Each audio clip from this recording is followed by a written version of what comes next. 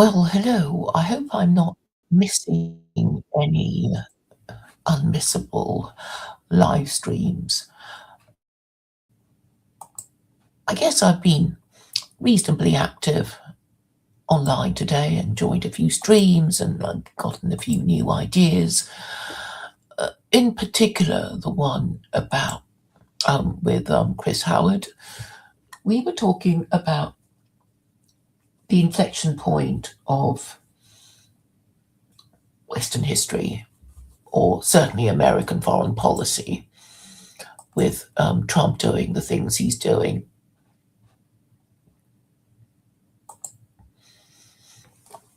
Grabbing Iceland and Greenland and doing all kinds of strange things in a very gung-ho and gangsterish way.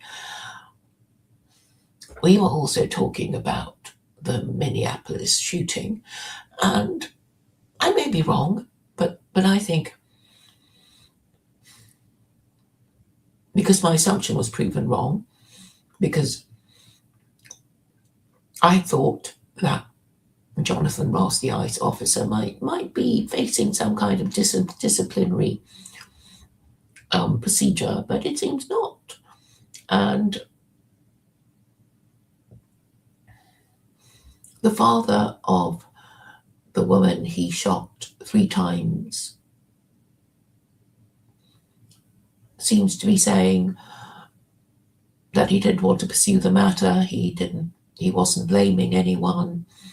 She was in the wrong place at the wrong time. Why do I say the end of intersectionality? Because a few years ago, the fact that she was a lesbian would be made a huge issue of. And I know there are liberals who are trying very hard to make an issue of it, but it seems nobody cares. And what I've noticed too is that a lot of people that I expected would be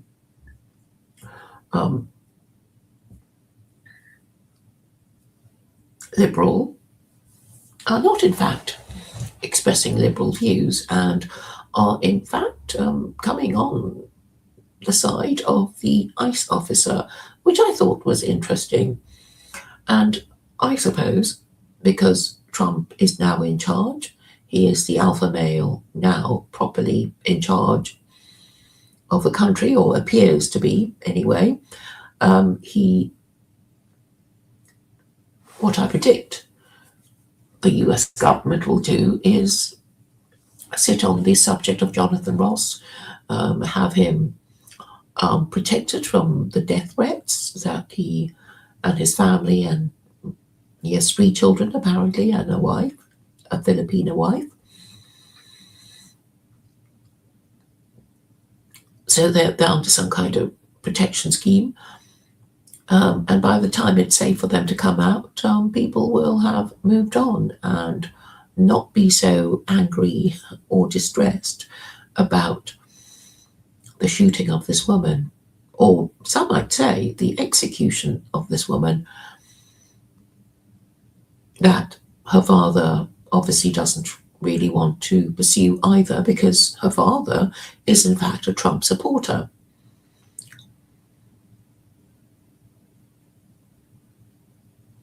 So if nothing happens to Jonathan Ross, the ICE officer, then the American public will be left with the impression that an ICE officer could shoot you 3 times in the head, even if you're a female and a mother, for disobeying the reasonable orders of a law enforcement officer, and appear to want to run him over before departing from the scene to avoid arrest.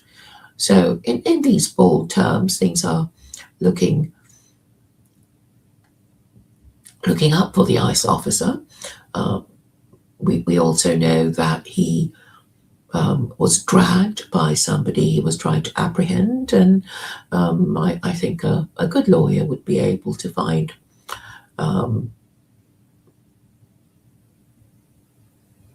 an excuse for him for doing what he did, that he'd been, traumatized by the violent actions of a criminal he was trying to apprehend. He received hospital treatment. There are public policy reasons for protecting the police who risked their life and limb to protect members of the public. And what was this woman doing anyway with her two broken marriages? And what was she doing? Demonstrating against a lawfully elected president who was only trying to fulfill his campaign promises, etc., etc. And I think if nothing happens to the ICE officer, then it will be reasonably clear that things have taken a turn. Public opinion has taken a turn. And I guess what is interesting is that the people that I expected to be against, be very condemning of the ICE officer, were in fact not really that condemning, and were actually supporting him. So that's an interesting development. I was also talking about the American dilemma, which I think is really the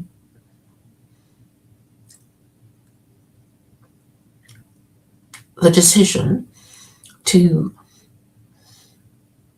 adopt a religion. Okay, I know nobody's been talking about adopting a religion, but anyway, all this talk about Christian nationalism is entertaining the idea of adopting a religion. And this is going to upset a lot of liberals, because I know a liberal who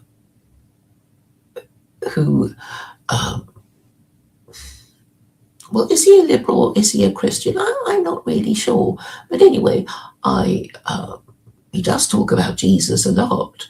But he said in the discussion between Sam Harris and Doug Wilson, Sam Harris is this atheist, secular, liberal academic, and Doug Wilson is a pastor in Moscow, Idaho, who promotes Christian nationalism and says that he has no plans at the moment to make Jews and Muslims second-class citizens in his bid for Christian nationalism. And it was this, I guess, Christian liberal. Okay, what I know about him is that he's a Democrat. He calls himself Christian, but he says he's more on the side of Sam Harris, who is atheist, than he is on the side of Doug Wilson, the Christian nationalist. So this is an interesting dilemma. I don't know if I'll actually get a chance to ask him about it, or if he would ever consent to discuss his apparently contradictory views with me, but perhaps he will think it through himself. So what is it? What is he? It seems to me that if you call yourself Christian and support Sam Harris, you're obviously more liberal and secular than you are a Christian. And in any case, nobody has any idea what Jesus would do or say about ICE. It's almost unimaginable. Can we think of what Moses might say? We can certainly think of what Phineas might do. Phineas the Zealot, who summarily executed to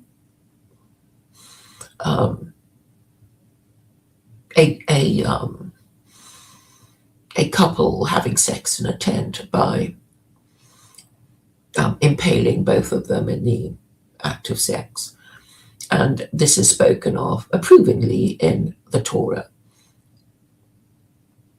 But as for the views of Jesus about this sort of thing, we are completely clueless. We can move on to Muhammad, and from Muhammad, I think we can more usefully, more easily come to a conclusion, simply because Muhammad revealed the Quran, and the Quran is supposed to contain the word of God, including the laws of God. What did God say about ICE agents?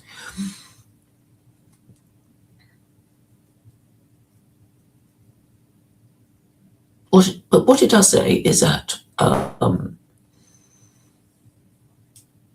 it supports a death penalty with the interests of justice require it. And this means the interests of justice would be the supreme concern of any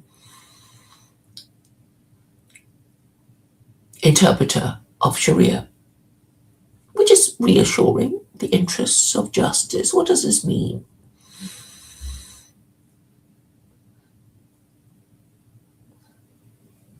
We all want to live in a fair society, and a fair society would be a just society in which the rule of law would be obeyed. What does it mean about the rule of law? The rule of law means the desire to obey the law just because it is a law. Presumably because one trusts the source of the law.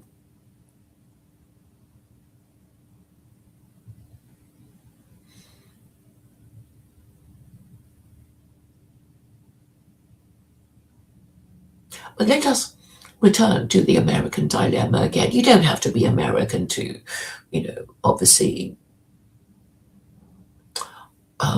want your society. Anyone living under a government would want to enjoy good government. And this would consist of having a low crime society and a low tax society and a high trust society. And what would we need to create such a society? We would need the rule of law, people wanting to obey the law just because it is a law, and they want to obey the law because they trust in the source of the law. And I guess they would have to be one nation under God, trusting in God. Now, where did I hear this expression? I think this is how Americans used to think of themselves as. Perhaps they can go back to being one nation under God, trusting and believing in God. And what would this mean? What changes would they have to make to get to this happy state of being one nation under God, believing, trusting in God? They would have to get themselves a religion, wouldn't they? Currently, America does not have an official religion. Though many Americans seem to consider themselves to be a Christian nation. But how can you be Christian if there's no Church of America? There are, after all, many kinds of Christians living in America.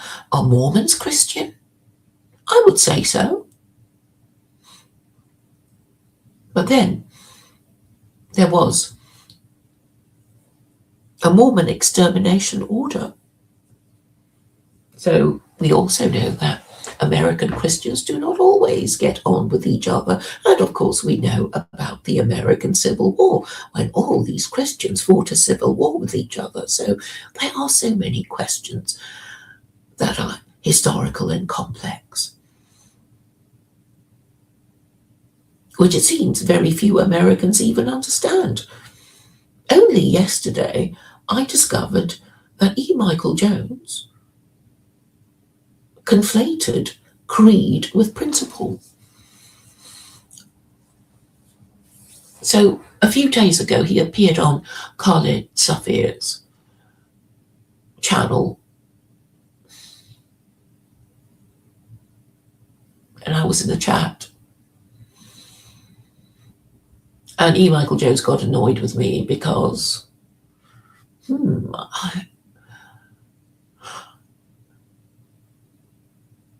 yes, I remember now. So I was asking Khalid to ask E. Michael Jones what Christian principles are. And the answer was the Catholic Catechism. And that wasn't the answer I'm looking for at all. And I wrote to him and said, look, creed is a brief statement of what you're supposed to believe in. And obviously, Mormons, who are kind of Christian, do not believe in the Trinity, and Unitarian Christians reject the Trinity. And so there are all these different kinds of Christians in America, and they have different creeds. And there isn't a Church of America. So I really don't know how they're going to resolve their problems. Why do I care? I'm not even American. But the point is, America is a global hegemon. And if America doesn't resolve its problems, the rest of us are going to get it in the neck. And what we want is for America to stop behaving like a deranged bully or gangster. And who else but the American people would be in a position to get themselves a better government, or at least talk about it. So this is what I'm trying to do. And I'm saying, how can you enjoy the rule of law if your legal system isn't even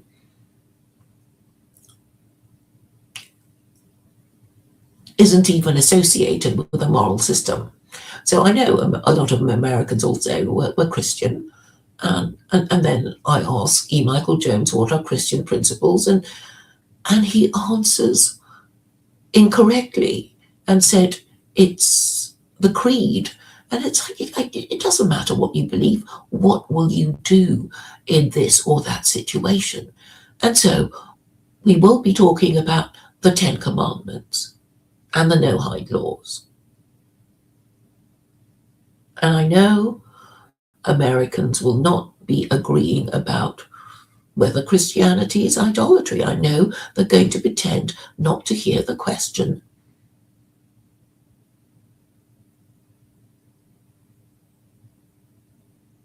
But if you are supposed to be one nation under God, trusting in God, surely you should have a care about what are supposed to be your religious principles and your core beliefs. So we know that the most powerful churches in the world worship the Trinity. So if you're Episcopalian or Catholic or Calvinistic, you would be worshipping the Trinity. But Jews and Muslims say it is idolatry. So how are you going to resolve it? Well, I'm saying it's not that hard if you're going to have a discussion about it, a public debate, a national debate, or an international debate, since obviously there are more Christians outside America than there are inside America. And then we have to consider the question of who is Christian. Are Mormons Christian? I'm sure they would claim to be Christian. Is Mormonism a an Abrahamic religion? I would say no, but even that is controversial because there are some people who say yes, but I don't see how they can be correct if the Mormon God is nothing like the Abrahamic God, because he's supposed to have a wife.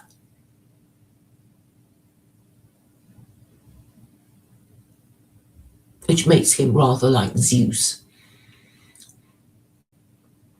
So let us return to the American dilemma.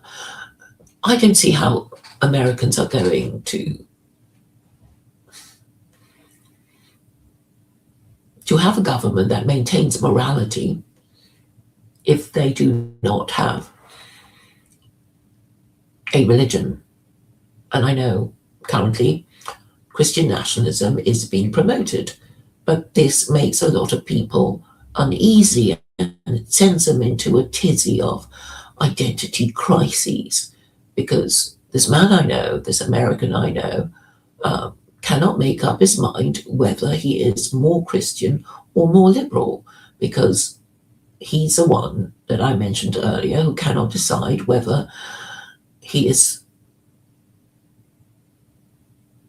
well, actually, he said he found himself more supportive of Sam Harris than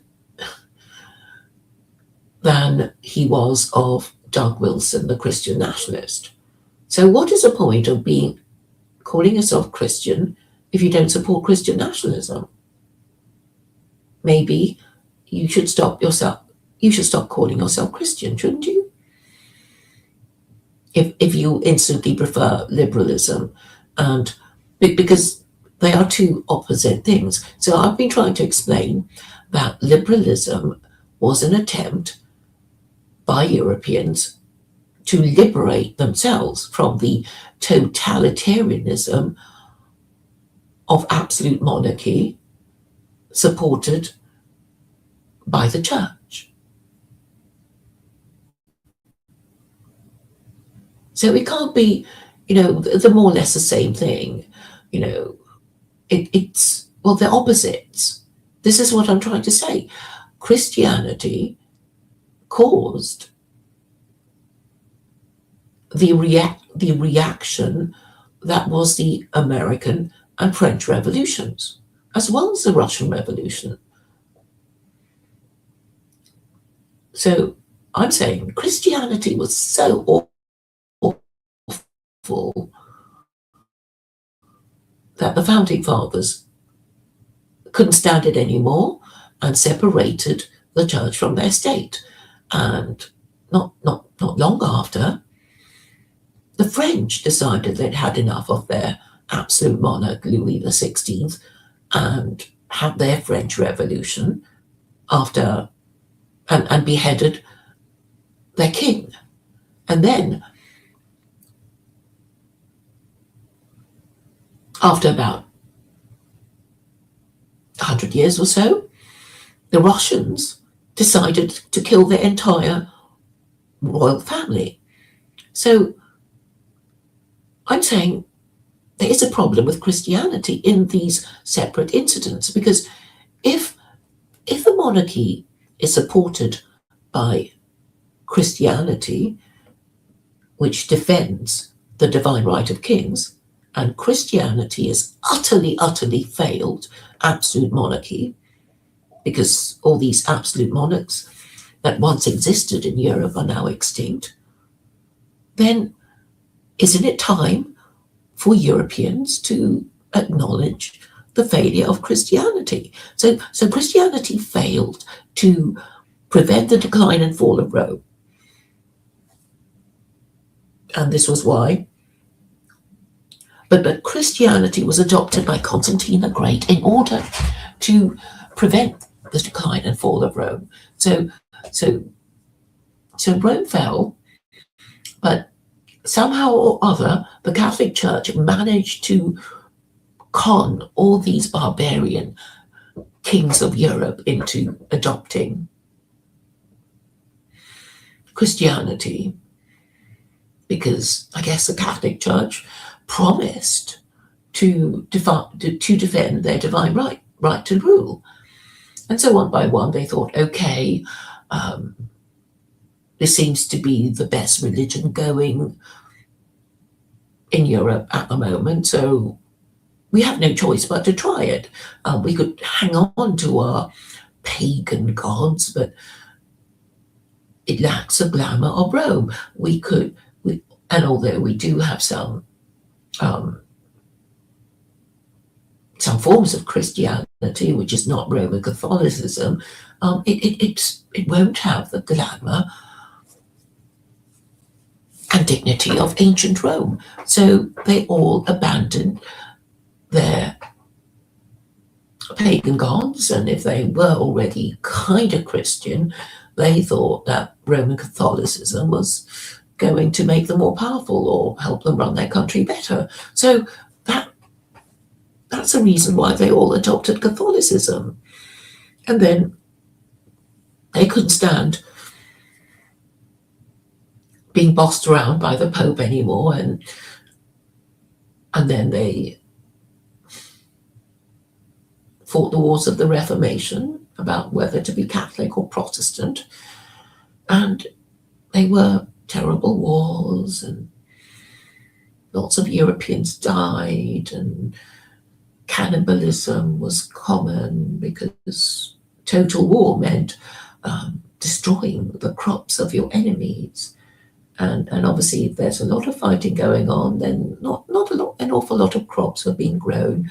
And probably the story of Hansel and Gretel came from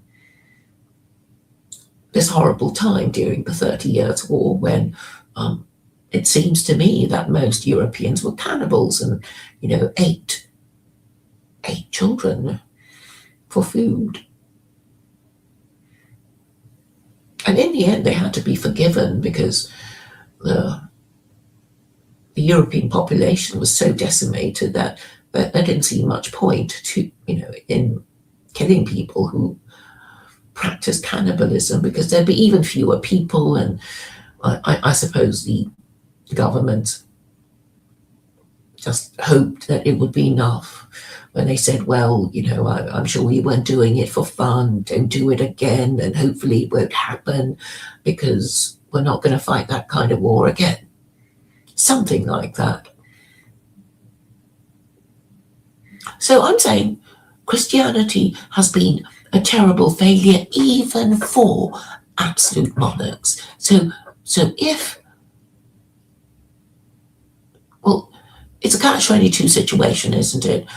If I were an absolute monarch and I bought into Christianity and then I discovered, oh, hey, I've been beheaded because of a Republican revolution, or my entire, royal family had been exterminated by the Red Guards in Russia, I would, well, if I was still around to do it, I would ask for my money back. But since I'm already extinct, along with my institution of absolute monarchy, I'm not in a position to do anything. But you would have thought that, Europeans would kind of understand what's happened, particularly when I've been saying to them, look, this is what happened. This is what a terrible failure Christianity has been. Surely you like to acknowledge this, at some point in your history books or something, but not a bit of it. They're just pretending they didn't hear, or if they did hear, they're, I guess, going to pretend not to understand. So we're in a very dangerous time. We are in a kind of neo-Aztec period when it seems nobody will admit their mistakes, and it appears that with the advent of Christian nationalism, they're just doubling down on their error. So if your error is walking towards a cliff, and after it's pointed out to you, you go towards the edge of the cliff at double speed, then I guess you're not that into remaining in existence. And I'm saying you have to go the other way, obviously. And it's not that difficult to understand that if God exists, and if he's the one who said, no idolatry and no blasphemy, then you should obey him and adopt a more suitable religion, particularly if it supports the First Amendment, as chapter 2, verse 256 of the Quran does. And it says, there is no compulsion in belief, truth stands clear from error. And I'm not making it up. The White House Quran that American politicians who are Muslim swear their oath of allegiance on once belonged to Thomas Jefferson, who ordered a copy when he was a student in 1765. So he did own it, and he did read it, because according to the version of history that I have discovered about what Jefferson did before he went to negotiate with the Barbary pirates, he did read the Quran. So he was also the one who drafted the Virginia Statute of Religious Freedom. So he did read it, and he did use these ideas. And the First Amendment is it's Sharia compliant. While if we know anything about the story of Jesus, we would know that he was executed for blasphemy, for saying that his papa was God. And under Judaism, you could be executed for bowing before idols and blasphemy. So it just seems so obvious what people should do if they want to get themselves a moral and legal system that is supposed to be not something made up by some dead man, right?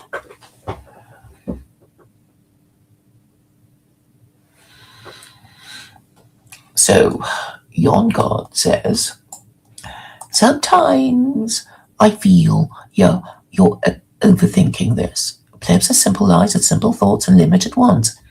It's the elite who ruminate alternatives to whatever status quo exists. Yes, well, I am trying to get through to the elites, aren't I?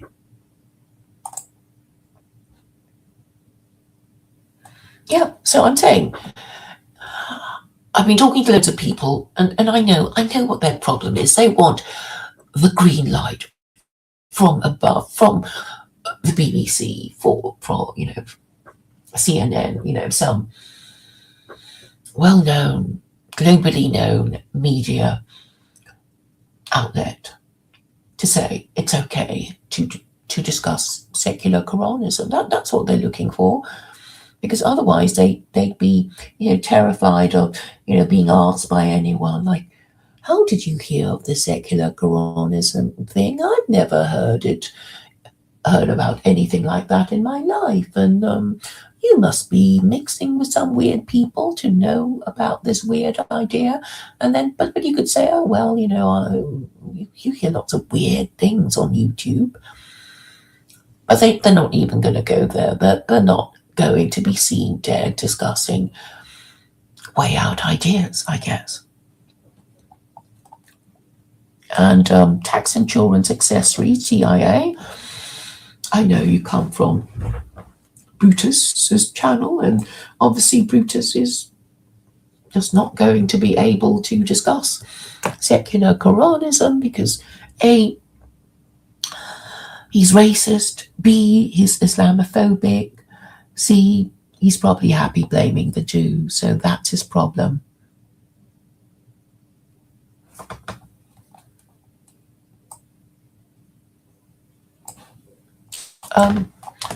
Okay, I don't know if Corey is watching, but thank you for offering to send it to him. And thank you for saying you're pleased. You would be pleased if we collaborated.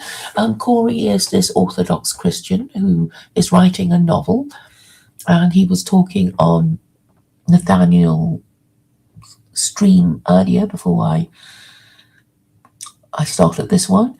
Nathaniel is the owner of Taurus Necros Productions, and we have a slightly quarrelsome relationship, but I think it's kind of helpful in making our positions clear. Because if we're too polite to each other, people won't know what we stand for. So even the most inattentive viewer or subscriber will know that Nathaniel and I don't agree on some things. And I guess if they're interested, they might listen more carefully and then discover what exactly it is and why. And I suppose I get a little impatient with Nathaniel because he doesn't understand. Like, look, it doesn't matter what church you are in America, because the founding fathers have separated the church from the state. And, it doesn't matter what church you are, because you're not going to be able to say to Congress, because the Bible says this and that, this has to be law.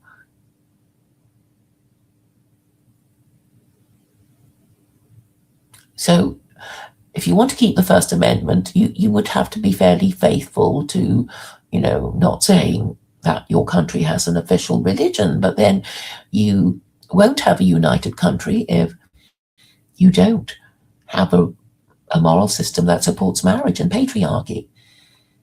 But I'm saying, I have the very thing for you Americans. I have this thing called secular Quranism. And you know what? The Muslims are going to squawk at me and say, oh, she's not even Muslim. Secular Quranism is nothing to do with Islam. They'll go on and on and on like that. And that's the thing. It's not Islam. So you can adopt it as a moral and legal political system. Oh, hello, Philosophical NFP. All you have to do is click on the link that says streamyard.com/423 blah blah blah, and then you'll be in, and then we can have a chat.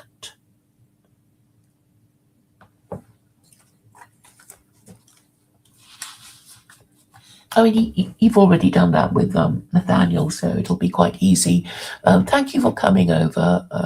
If we talk a bit more, I guess more people will come, and you can talk about your book, that your novel that you're writing as an Orthodox Christian. I assume it's something to do with Orthodox Christianity, or your journey to Orthodox Christianity if you are a convert. I'm assuming that you are.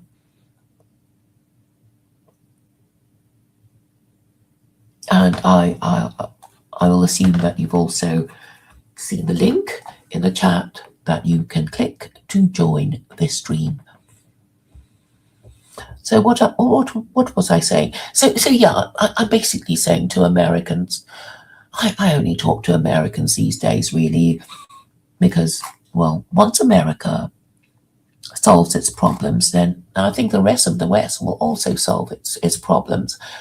So one of the things I've forgotten to mention was your, states' rights.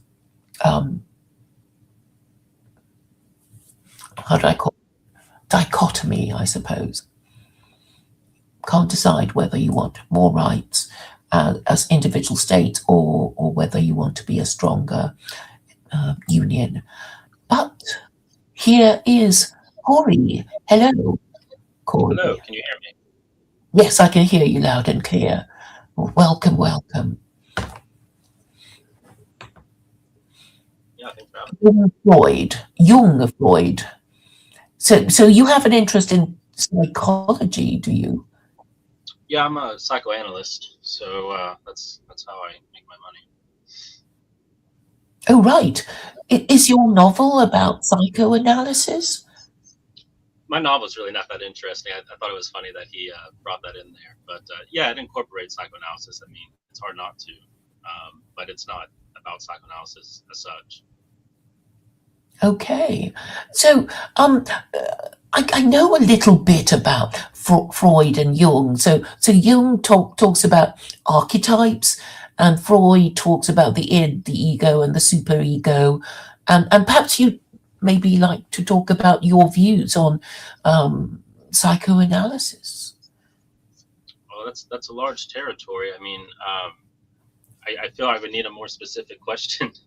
Oh, okay. Well, you can psychoanalyze me, because Yawn God says that in the chat. So he wants you to psychoanalyze me. So I guess you can do that. That might be. I hardly know you. It's hard to psychoanalyze people. I mean, you're going to get a lot of errors. It's a very long process. I mean, you have to meet people multiple times a week, or just one time a week. But they're mostly free associating. It's not something you can really do on the spot. It's very easily. There are people trained to do that with like criminal cases, but that's not really my territory.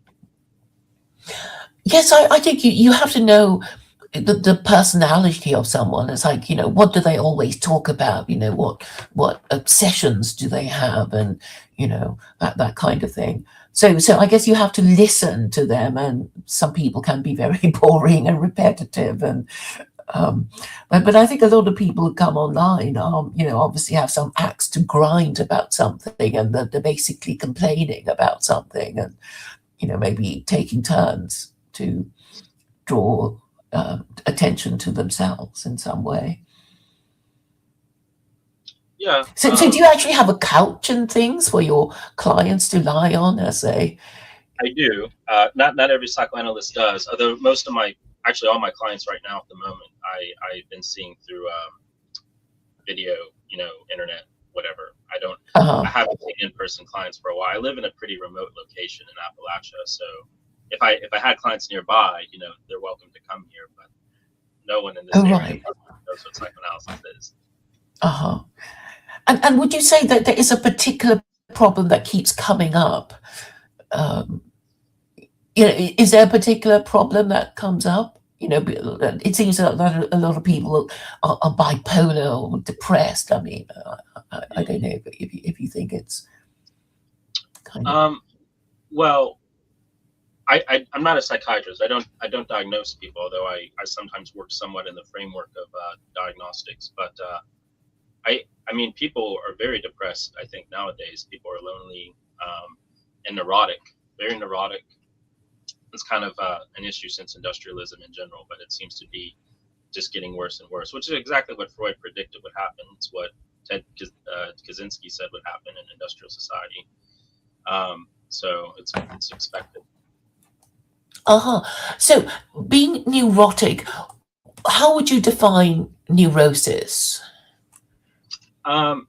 Basically a very low tolerance for being bothered, to put it in very simple everyday sense. Just a whole host of defenses that cause someone to lash out, and either inwardly or outwardly, and they develop all sorts of complexes. Originally they were defenses, but they get out of hand, and it often makes someone unable to perform everyday tasks in the world. And what's the difference between neurosis and psychosis? Well, psychosis has no attachment to reality. They're totally outside. They have their own inner fantasy world that they can't differentiate between reality and that. Oh, right. So if you're psychotic, you'd be in a mental institution. Probably, or homeless or something. They're not someone who can perform in the world in the everyday way. I mean, I thought neurosis means you're not being rational, and oftentimes, yeah. I guess a lot of people are irrational anyway, or have some ideas that other people think are a bit odd. But I mean, this is also kind of what G.K. Chesterton talks about too. There's a sense in which a form of neurosis is being overly rational or overly logical, over Apollonian, if you will. They have no tolerance for anything that strikes of intuition or spirituality. People who can only abide by pure reason. Someone like I think it's Spock from Star Trek, someone like that. Like they can only operate in a purely rationalistic way, and they get neurotic in response to emotions or anything like that. I mean, that's something that can happen too. Neurosis can take whatever poison you feed it. And AI, it seems that on Grok anyway, AI is sort of being more human and more friendly and, talking to you like a friend kind of thing. I don't know if you use AI. I have, yeah, I found it useful. I'm also a horticulturalist, so I use it to identify weeds, things of that nature. Hmm, hmm. Yeah. So,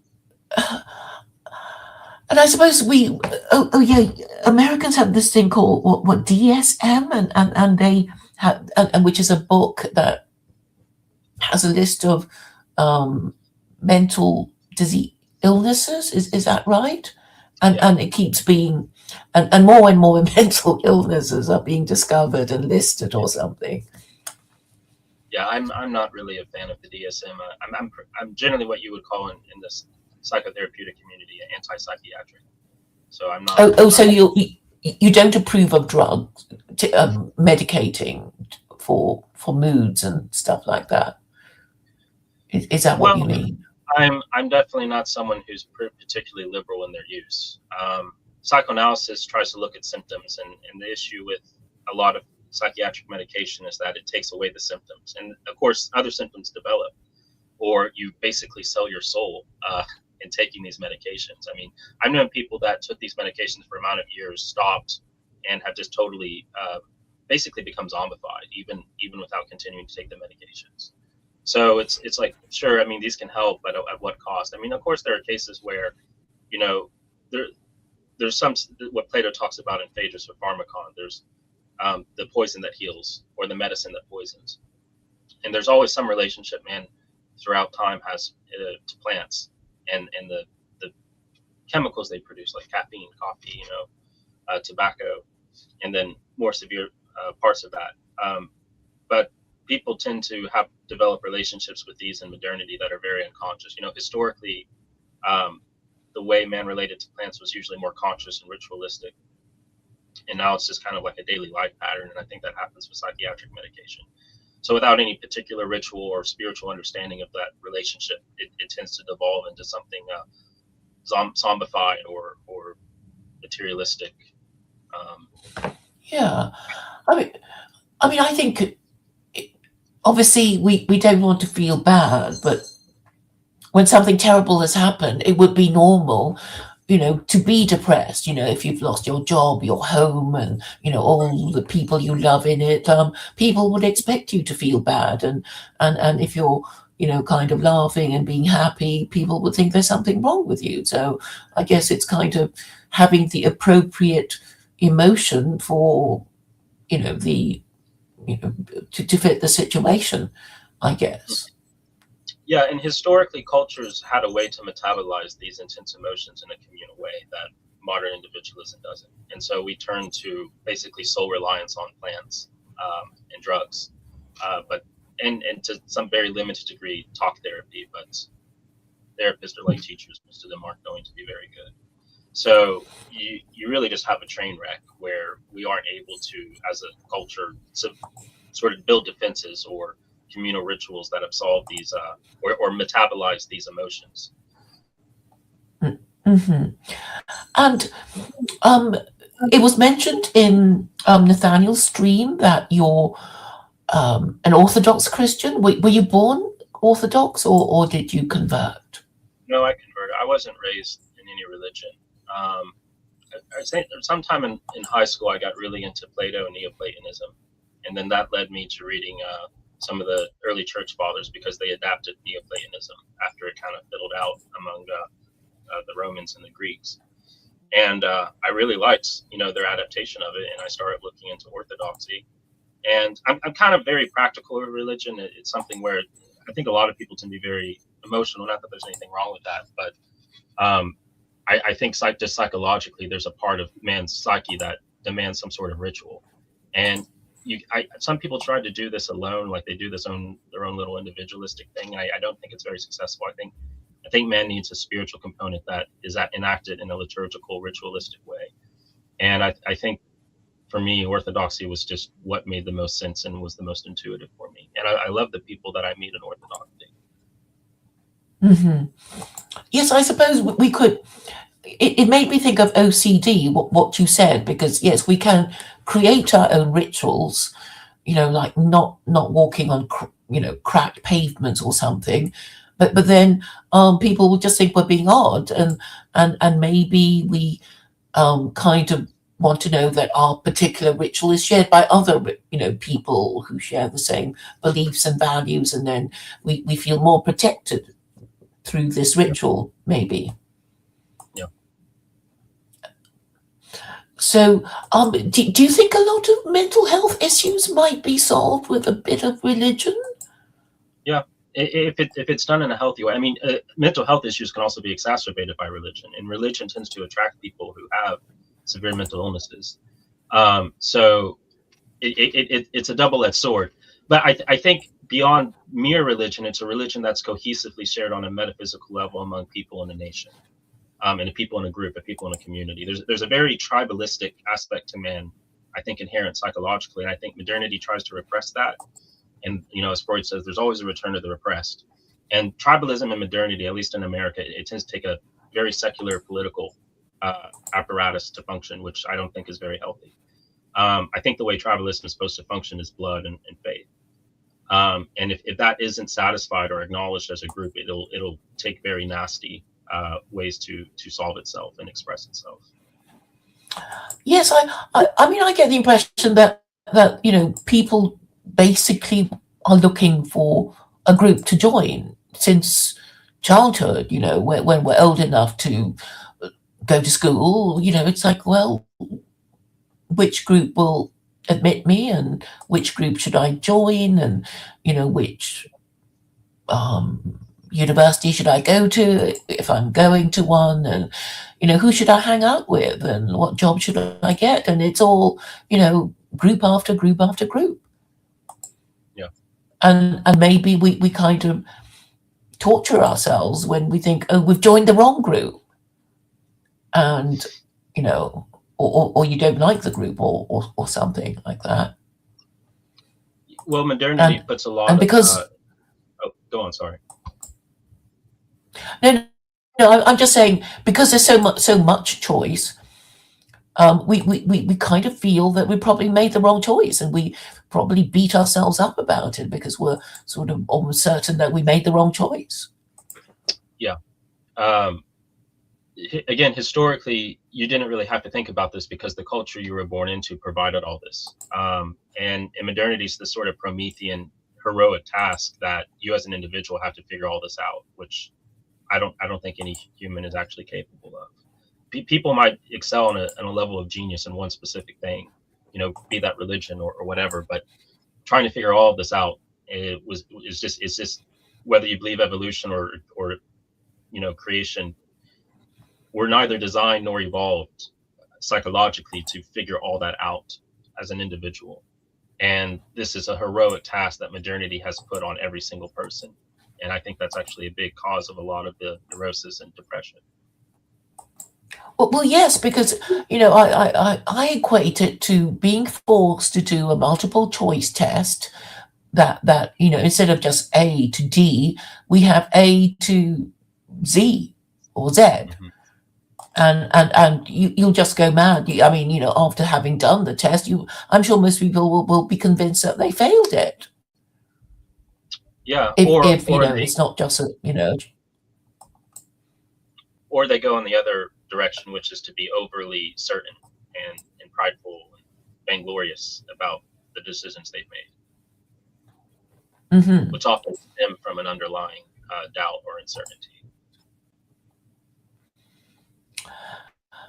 Yes, and so I guess religion is necessary for spiritual purposes, because I think we need to feel that we're doing the right thing, we're safe, we're good, we're protected, nothing too bad is going to happen to us because we are following the rules correctly. For the most, but if yeah, I mean, this is the least we can expect from our religion, that there are rules, and we should feel reasonably pleased with ourselves if we think we're following the rules correctly.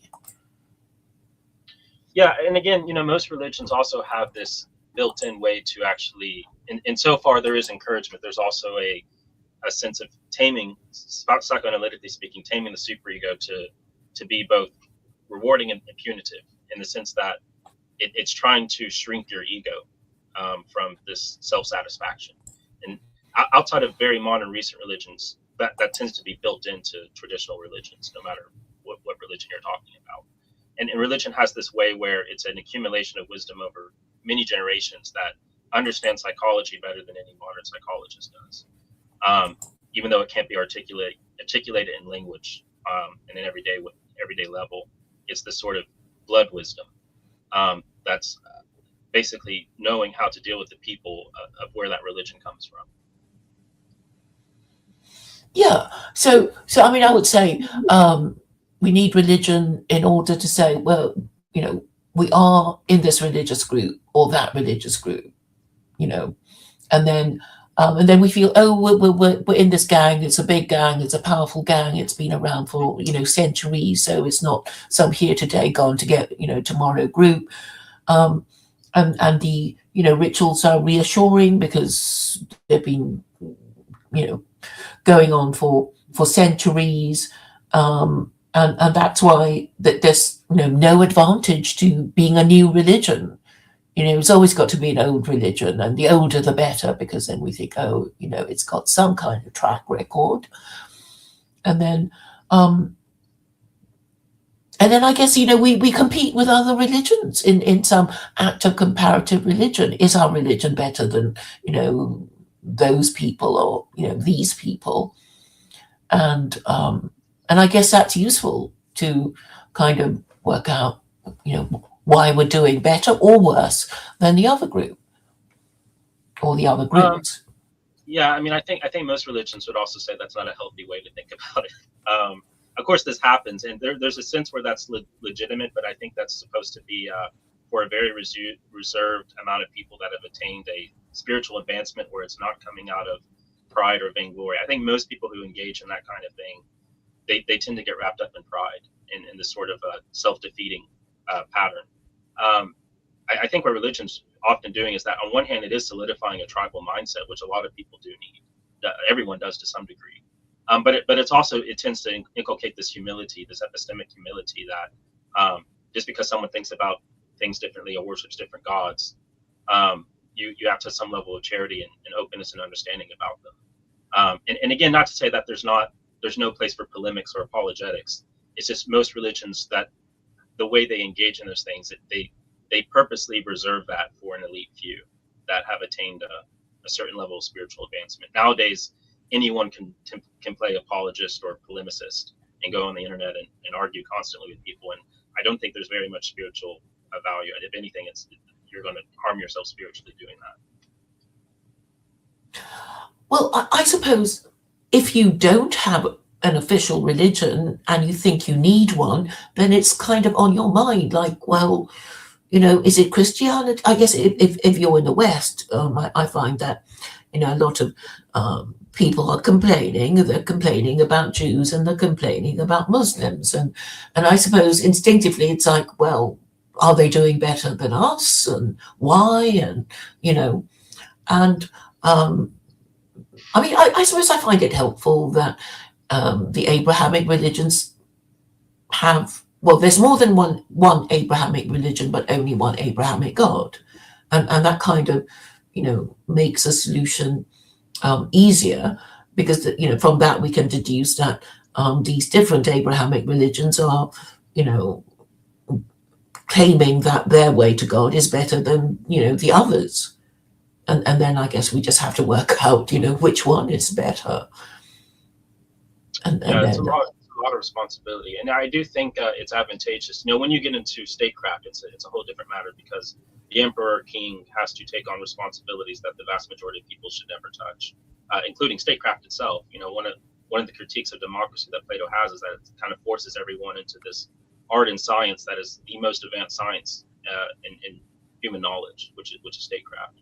And on that level, the king or the emperor is kind of like a martyr who has to deal with all this bullshit, basically, like very petty stuff ultimately.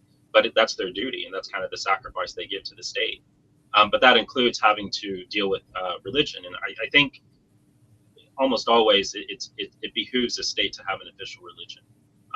Not to say that if you're not the official religion, you should be persecuted, but in the sense that there is an official religion from which we understand our ethical situation by which we establish law, basically. When you get out of that, you get into this dilemma, which is basically the secular modern world, where you try to pretend through bullshit philosophy that you can establish a law without some sort of transcendent ethical aspect, but you really can. And it's not even something that the king, for that matter, or anyone else actually has to believe in, although I think there's a lot of psychological benefits of doing so. But what matters is that there's an agreed upon metaphysical basis by which the culture functions.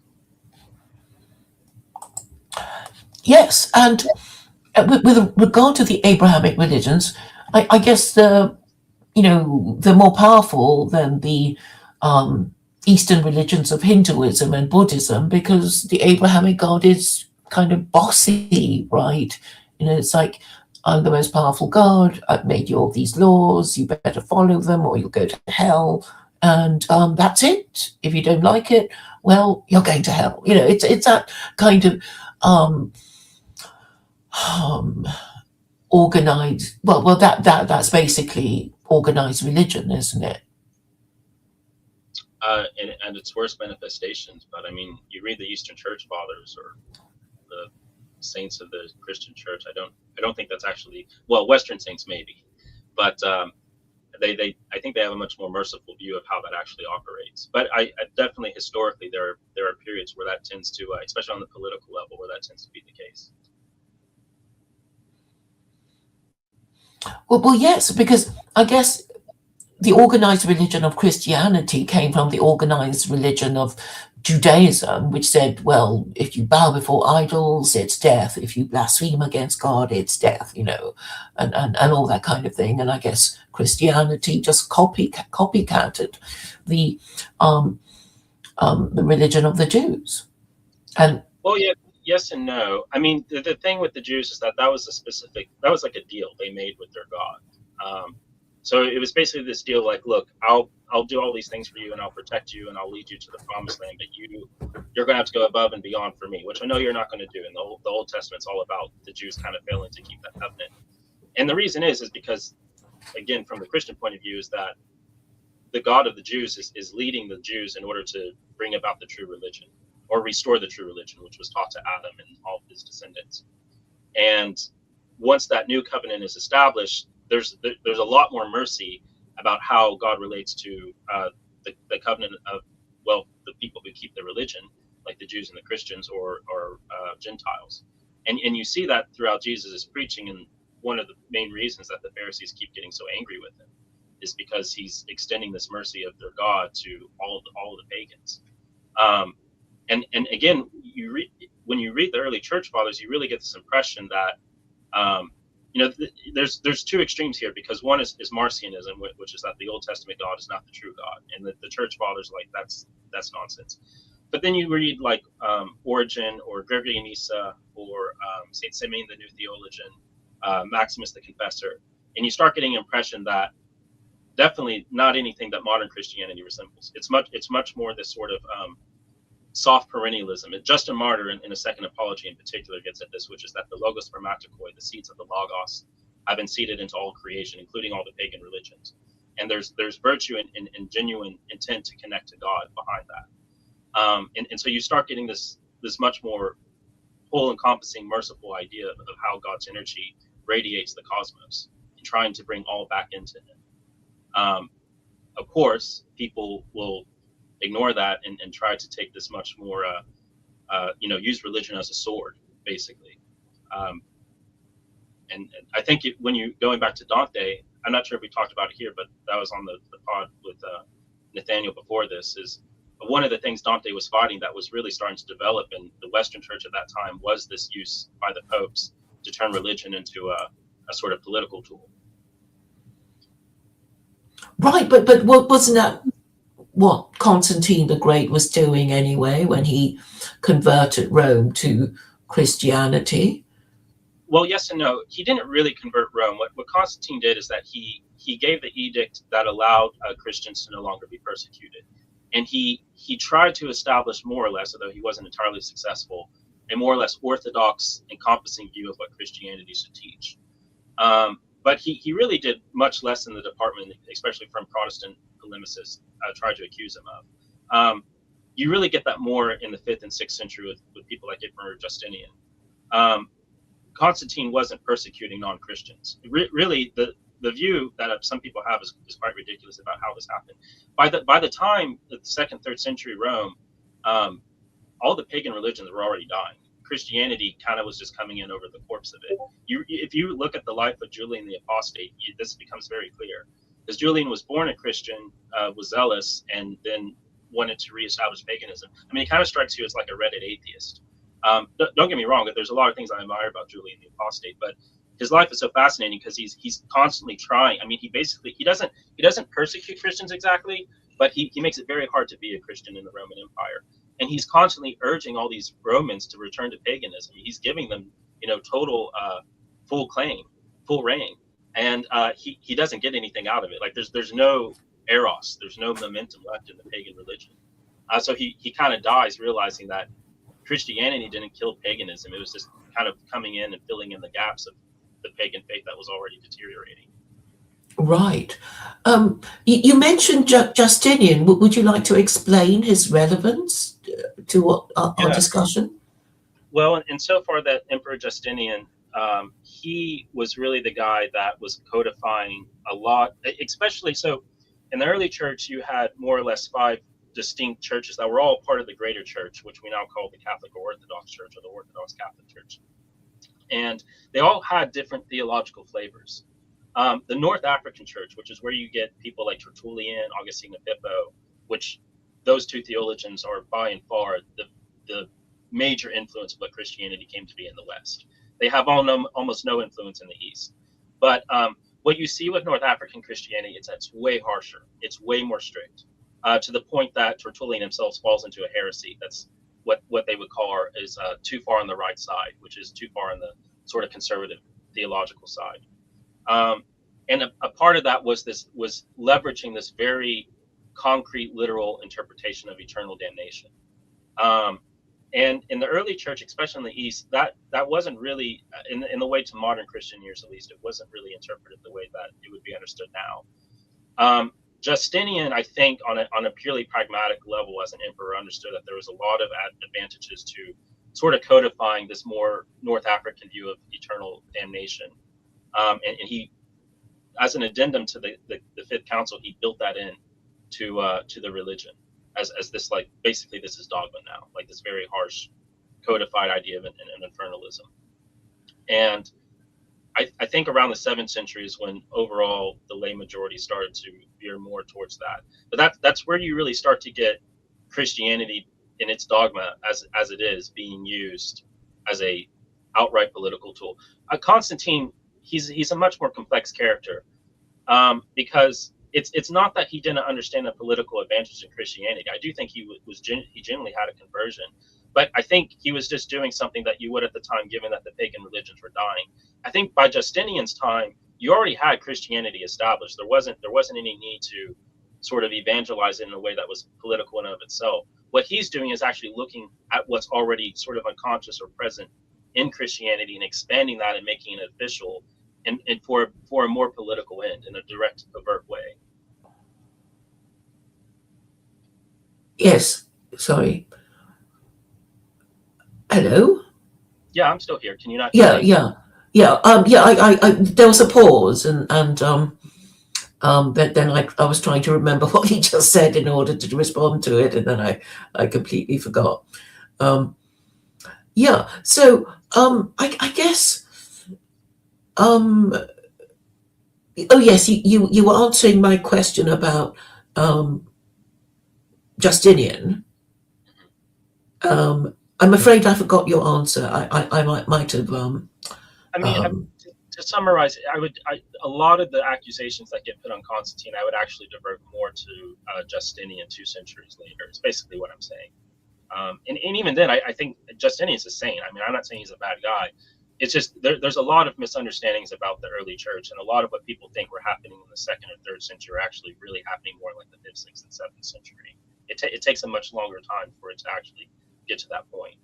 And there's different advantages of this. Like this is commonly grows out of a Protestant polemicism that grew out in 18th century Germany, and that's often in America. That's the vantage it's coming from. But non-Protestant groups often are organically developing out of those critiques, and there's often a lot of ignorance of history kind of baked into that.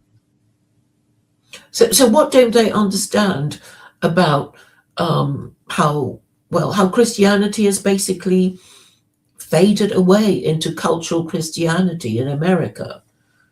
Europeans don't take Christianity seriously anymore, do they?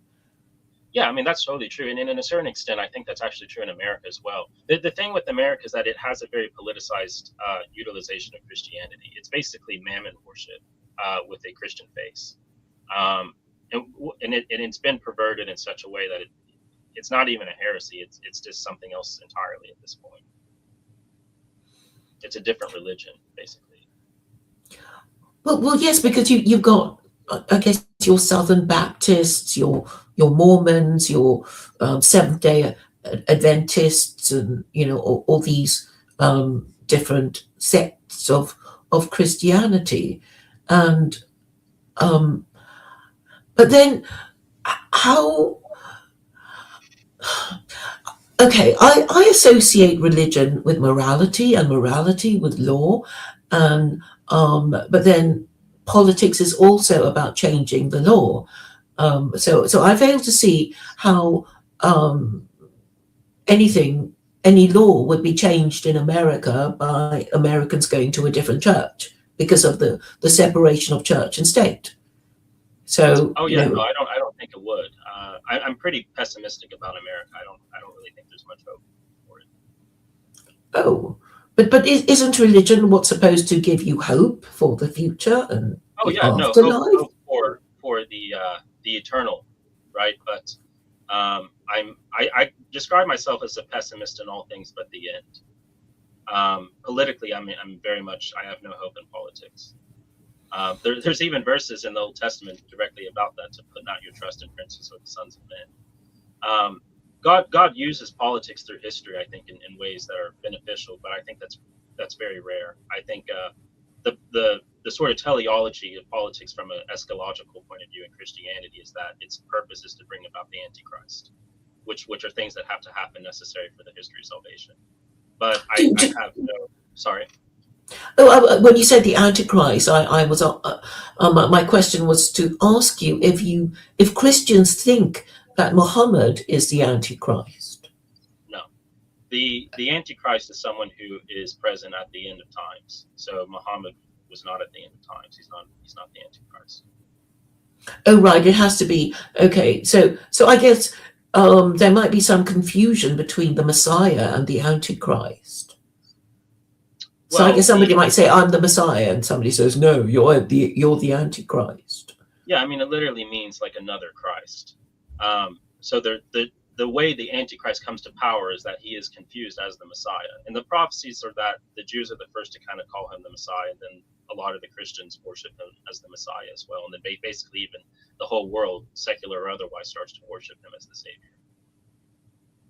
Savior. Yes, I suppose I can't take the eschatology very seriously, but to my mind, Islam, because it just says, well, if you believe that God created the universe and communicated with humanity through the Torah and the Quran, if you believe all that, then you have to obey his laws, right? That's how it works, and obviously God blesses people who obey his laws and curses those who disobey it, and so the what was we're given quite clear choices, and I suppose, as far as I'm concerned, there are no laws of God in the New Testament. None of it is clearly stated. So even if you were to read it from beginning to end, it's God is totally absent in the New Testament because its authors are mortal and fallible men. Well, we would say the Old Testament authors were mortal and fallible men too, but we would say But that the Torah is supposed to be from God. The first five books of the but but Pentateuch. but communicated through Moses, who is a flawed and mortal man. The idea is that he's divinely inspired, like the New Testament authors. Yeah, so like the idea is that Moses was taking dictation from God, and Muhammad was, told to repeat the words of the archangel Gabriel, and which he did, and that was recorded by scribes. So I guess it doesn't really matter. I mean, in the sense that the narrative is clear. So if you ask Jews, they'd say, well, the first five books of the Old Testament are from God. Genesis, Numbers, Exodus, Deuteronomy, Leviticus, and Muslims would say yes. We also acknowledge the Torah. Well, Christians have to, because they incorporated the Old Testament and into their Holy Bible, and added to that the New Testament, and Muslims say, well, I mean, they basically repeat, the stories of Christianity and Islam, but obviously they claim that their book is better, and also the final revelation. Yeah, I guess the only thing I would point out is that the same authority that, or the same degree that which Christians would say the Torah is divine or inspired by God, or the Holy Spirit in particular, we would also extend to the New and Old Testaments as a whole. But isn't there a difference between, it's actually God dictating to Moses, or this was written by Solomon, or some mortal person. But really, the Quran is God, addressing humanity, in the second person. So I understand that about the Quran, right? Like it's literally the dictation from Allah. And I will say, there in Protestantism in America, you do kind of get this idea with the Bible, like there's basically no interference from the human element. It's just God using them as a mouthpiece to write something down. But in traditional Christianity, that's not really the view of the Old or New Testament. It's more like these are humans who have their own words and psychology being imprinted into the text, but it's inspired by God, which is not exactly where the Quran or Protestant views of the Bible lie, which is that it's a human being used as a tool for God to write something directly. So there is a difference. Mm-hmm, mm-hmm. But I suppose, if you want guidance for your theocracy, you're basically looking for commandments of, from God, saying, do this, don't do that, and then you can follow it. Mm-hmm. Yeah, I mean, that's something contained sort of deeply in the whole philosophy of language between Judaism to some degree, but especially Islam and the rest of the Abrahamic faiths, which is that there's a perfection of language. For Islam, it's Arabic, whereas Christianity, kind of, Paul basically says this directly, like the letter actually kills. If you think the Holy Spirit ends at the letter of the scripture, you kind of missed the point. And that there's actually a mystical revelation beyond the scripture itself. The scripture is like a ladder to get to a higher status of spiritual reality, but it's not in and of itself the actual ends. But I suppose, I mean, wouldn't you agree that a lot of the New Testament is not completely clear? Oh yeah, well, I think that's true with almost any religious text. They have paradoxes and contradictions in order to absolve the person from relying on language. But how can law be possible without the use of language? Well, there is law intermediated through the emperor or the monarch, and their duty with working with the church or the patriarchate is to establish what that law is. And that's more or less consistent in the early church. It's only when you start getting into the Renaissance and especially the Enlightenment that kind of starts to break down, because people start getting all sorts of different ideas of how to interpret the Bible because of Protestantism. Which is also why the church always had the Bible not as the end all be all of what actually is the truth or the tradition. It was understood in relationship to what the church fathers were saying and the tradition of how it was interpreted mystically by people who attained a very advanced spiritual state.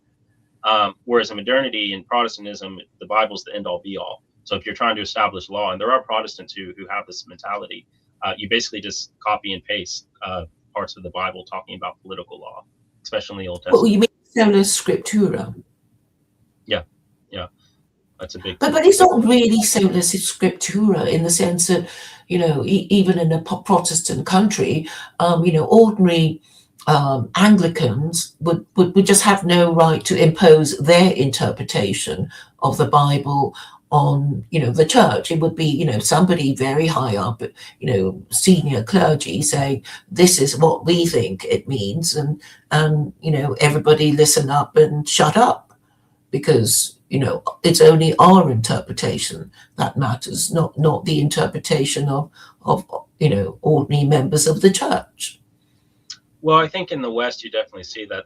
It's funny because it's kind of the opposite in the East. What you have historically is that you'll have councils or bishops and emperors, and they'll say one thing or another, and usually the lay people accept it. But there are funny parts of history where the lay people as a whole just rejected it, and even would take the bishops and throw them in the water. So the idea in the East is that there's this balance between the clerics and the lay people, and in order for something to be accepted, both have to accept it. That's kind of how the Holy Spirit inspired this. But you'll have times where you have specific heresies that develop and seem to only affect lay people, and then ones that only seem to affect the literate clerical group. And those are always dismissed in the end because it wasn't accepted by the whole church.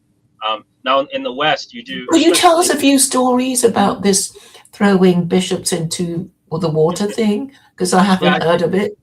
I think that one was in the Byzantium in the 9th or 10th century, and I can't remember what heresy it was over, but it was one of those heresies that really appealed to intellectuals. And there was what's called a false or robber council over this, where it's basically like it's not the whole church coming together; it's like a specific patriarchate. And they were trying to codify this into dogma, and the people revolted, like, this is not orthodox. This is not what was handed down to us by the fathers. So they take the bishop and they throw him in the river as protest. And at that point, the clerics gave up on trying to codify it, and within a generation or two, that heresy was forgotten. But it'd be impossible to codify the New Testament anyway, because it has different authors, right? And we know that Thomas Jefferson created the Jefferson Bible, and he excluded the Pauline epistles, didn't he? So he was basically saying only people who actually met Jesus should have their narratives included, and that would be the canonical texts, the canonical that kind of grew Gospels. Out of the German Enlightenment, which is extreme skepticism of Paul. And that kind of got into the Enlightenment view of basically where Thomas Jefferson would come from, which is kind of like a secular Christianity, which was basically almost the unanimous view of the founding fathers of America. They weren't by any standard really Christian. They were heretical Christians. I mean, my point is that they weren't even heretical. They were basically Enlightenment Masonic deists who saw Christianity as an effective political tool. But America is not a Christian nation. It was founded on it's a Masonic nation, really, if you want to give it a title. What is the Orthodox Christian attitude towards Masons, Freemasons? Are you against it? We consider them a satanic cult. Oh, like the Catholic Church. The Catholic Church actually does as well, at least originally. If you read the documents from the 19th century popes, they call it a satanic cult. After Vatican II, they go 180 on that for some reason. But originally, they had the same view that the Orthodox did. In fact, I think even still, if you are a Mason, you're automatically excommunicated from either church. Yeah, I know some Muslims who take that hostile attitudes towards Masons, but it seems to me that monarchs would not like, Jews, Christians, and Muslims, of different denominations ganging up and, maybe plotting revolution. Yeah, well, one of the goals of the Masons was to they saw monarchs as an impediment to a sort of world coalesced government or a sort of a secular union that prevented wars. I mean, the Masons developed in response to a long history of esoteric cults where they kind of stripped down a lot of the more occult language They kept a lot of it, but they stripped out a lot of the more Christian aspects of it, and they conformed that into the sort of radical political view of basically this Enlightenment view that came out of the religious wars between the Catholics and Protestants. And they're like, we can't make a world, we can't have world peace like this. And the idea is that they had to get rid of the monarchs in order to accomplish that. So a lot of rich people joined the Masons and funded various philosophers and artists and political thinkers who were more in line with that view. So the Masons were a major part, not the sole cause by any means, but a major part responsible for the end of monarchy in Europe. As an American, you can hardly be a monarchist, or can you? I suppose in theory it's possible for you to There are want a American monarchy. monarchies. I mean, I would describe myself basically as a monarchist, but I have no political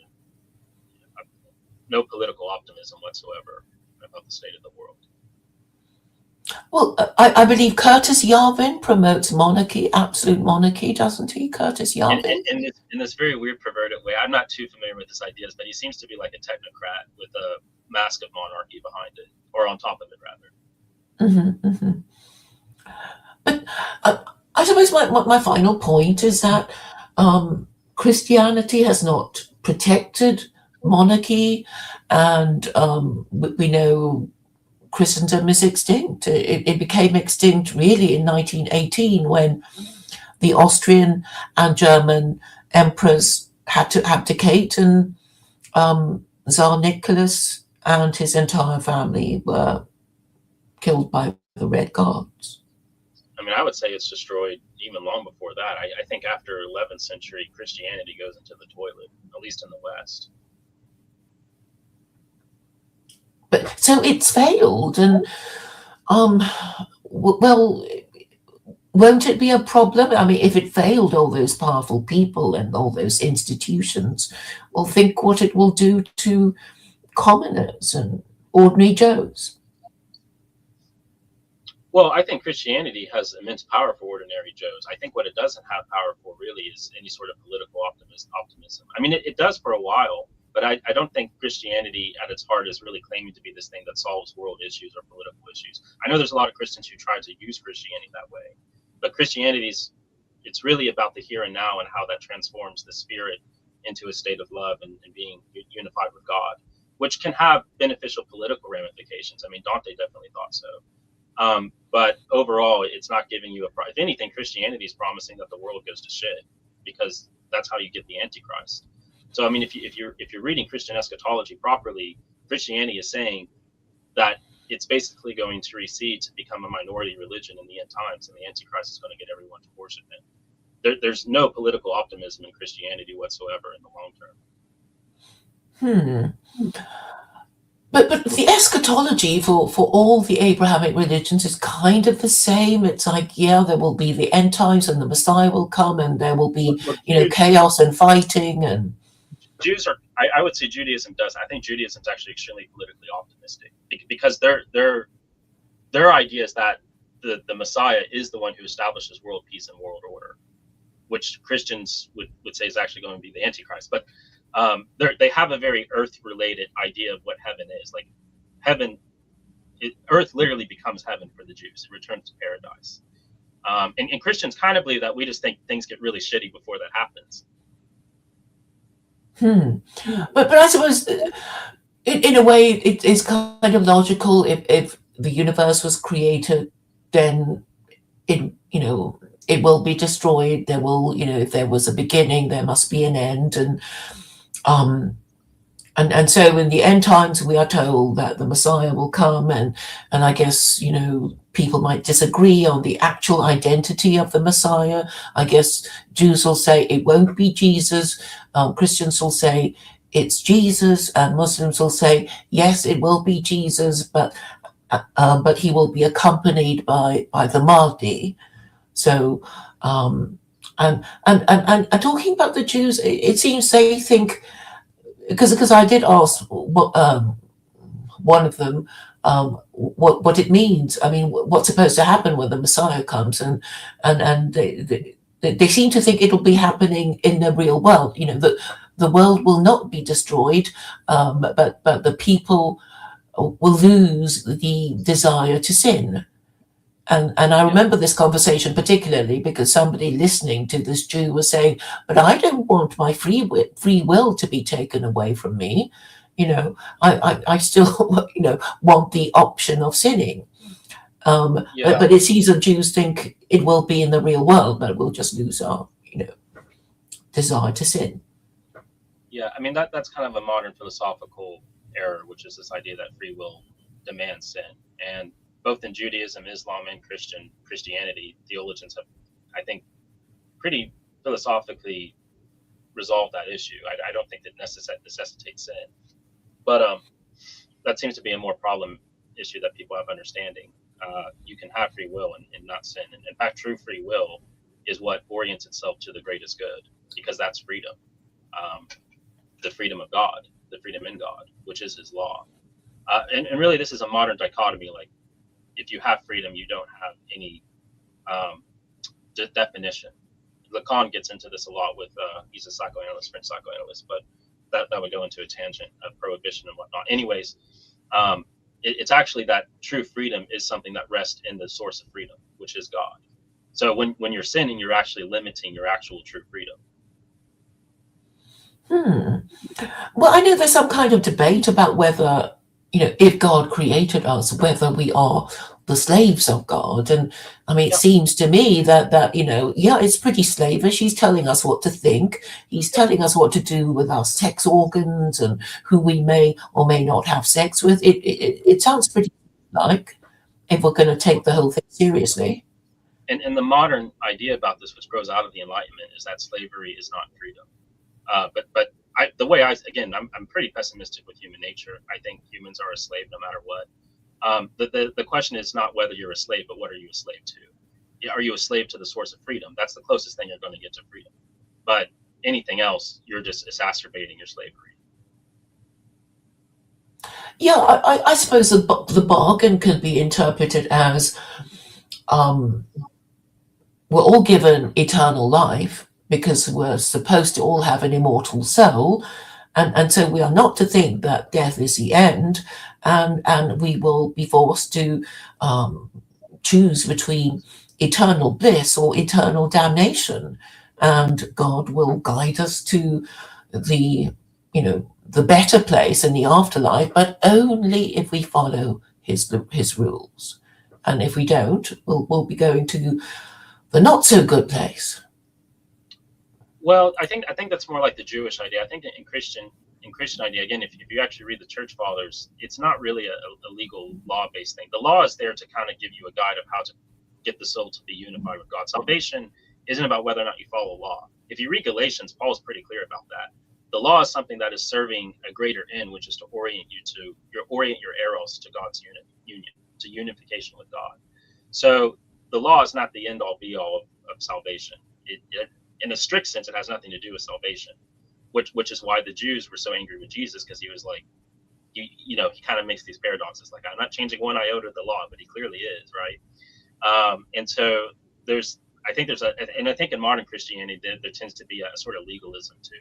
But it's not to say like there aren't consequences to going against God's law. That's the whole point. If you go against God's law, it's not that you're immediately ruining your salvation.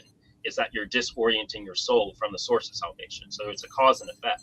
But the law is not what saves you. The law is just a guideline about how you orient your eros to God. Well, yes, because if it's only optional about not killing people, then I'm sure a lot of people will decide to kill all the people they hate. So I guess that the law is the lower standard. In that. We can say, well, I don't have to be polite to you, but I know I mustn't kill you, because if I did, then I might, be subject to capital punishment or some form of punishment. And so we refrain from these prohibited acts. But if it's only optional, then probably we will be killing and robbing and raping and thinking, we can because we can get away with it. Which is why you need authority. You need a secular authority that works in conjunction with the church that establishes those laws. That was the whole idea with the emperor or in the West later on, the Pope kind of took on that role. But the idea is that there was the church that established the moral doctrine, and then the king or the emperor's duty was to establish secular law to make sure that the people were protected from the base state of human nature, which is raping and killing, because humans are extremely dark, evil people, you know. Hmm.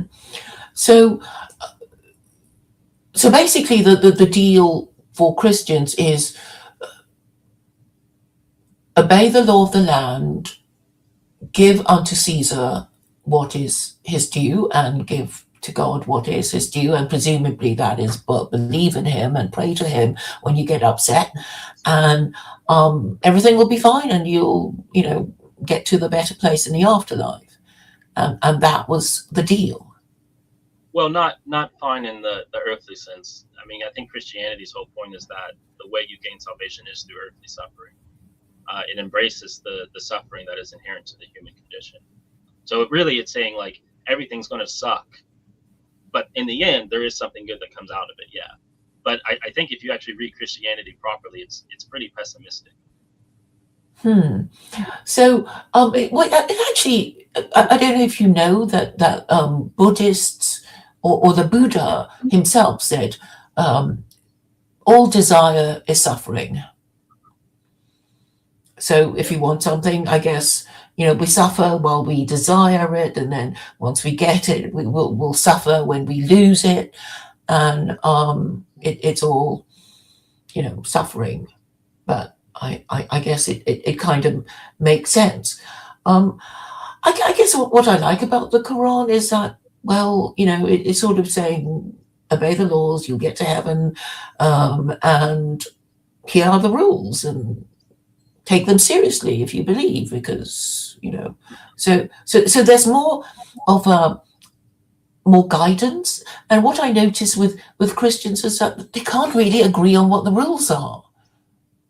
And that, I think, is the problem. I mean, I do listen to, a lot of Christians on social media, and, well, they can't agree on anything.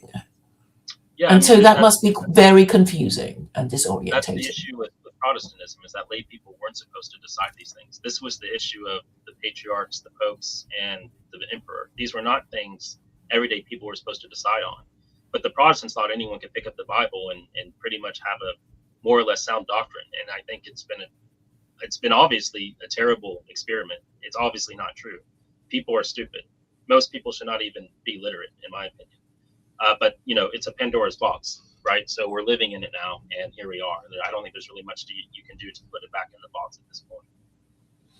Well, I mean, nobody's saying that anybody can make the law. I mean, but all countries have a legislature, a parliament, where they, can pass laws. So, and I guess we have to assume that our legislature is, educated, honourable, honest, and, will pass laws that are good for the country. But it doesn't appear to be so.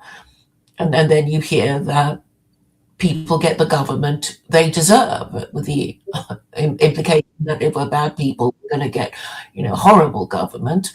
So I guess we are looking at moral, religious, and social reform, aren't we? If we're thinking, well, if it's our fault that our government is so terrible, what can we do to improve ourselves, and by extension our ruling classes, and by extension our society?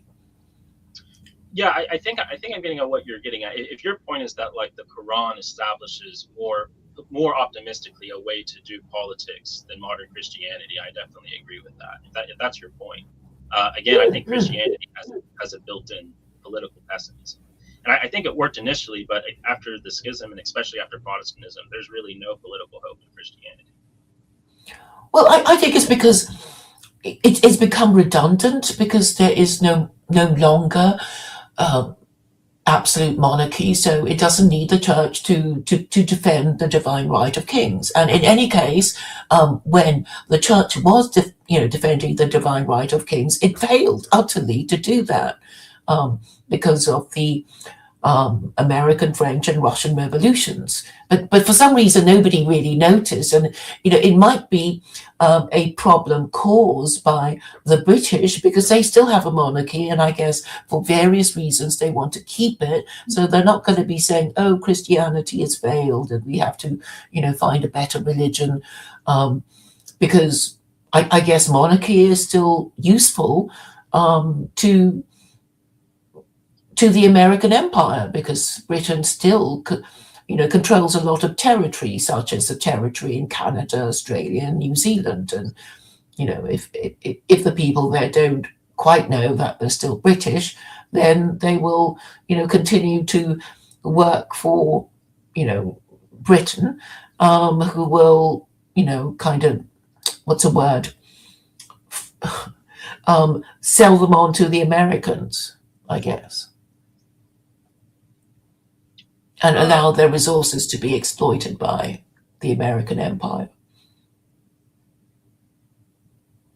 I'm not sure if I'm following you exactly. Are you saying that the British monarchy is what is allowing Americans to be imperialistic? Am I understanding you correctly? Mm-hmm, mm-hmm. Okay.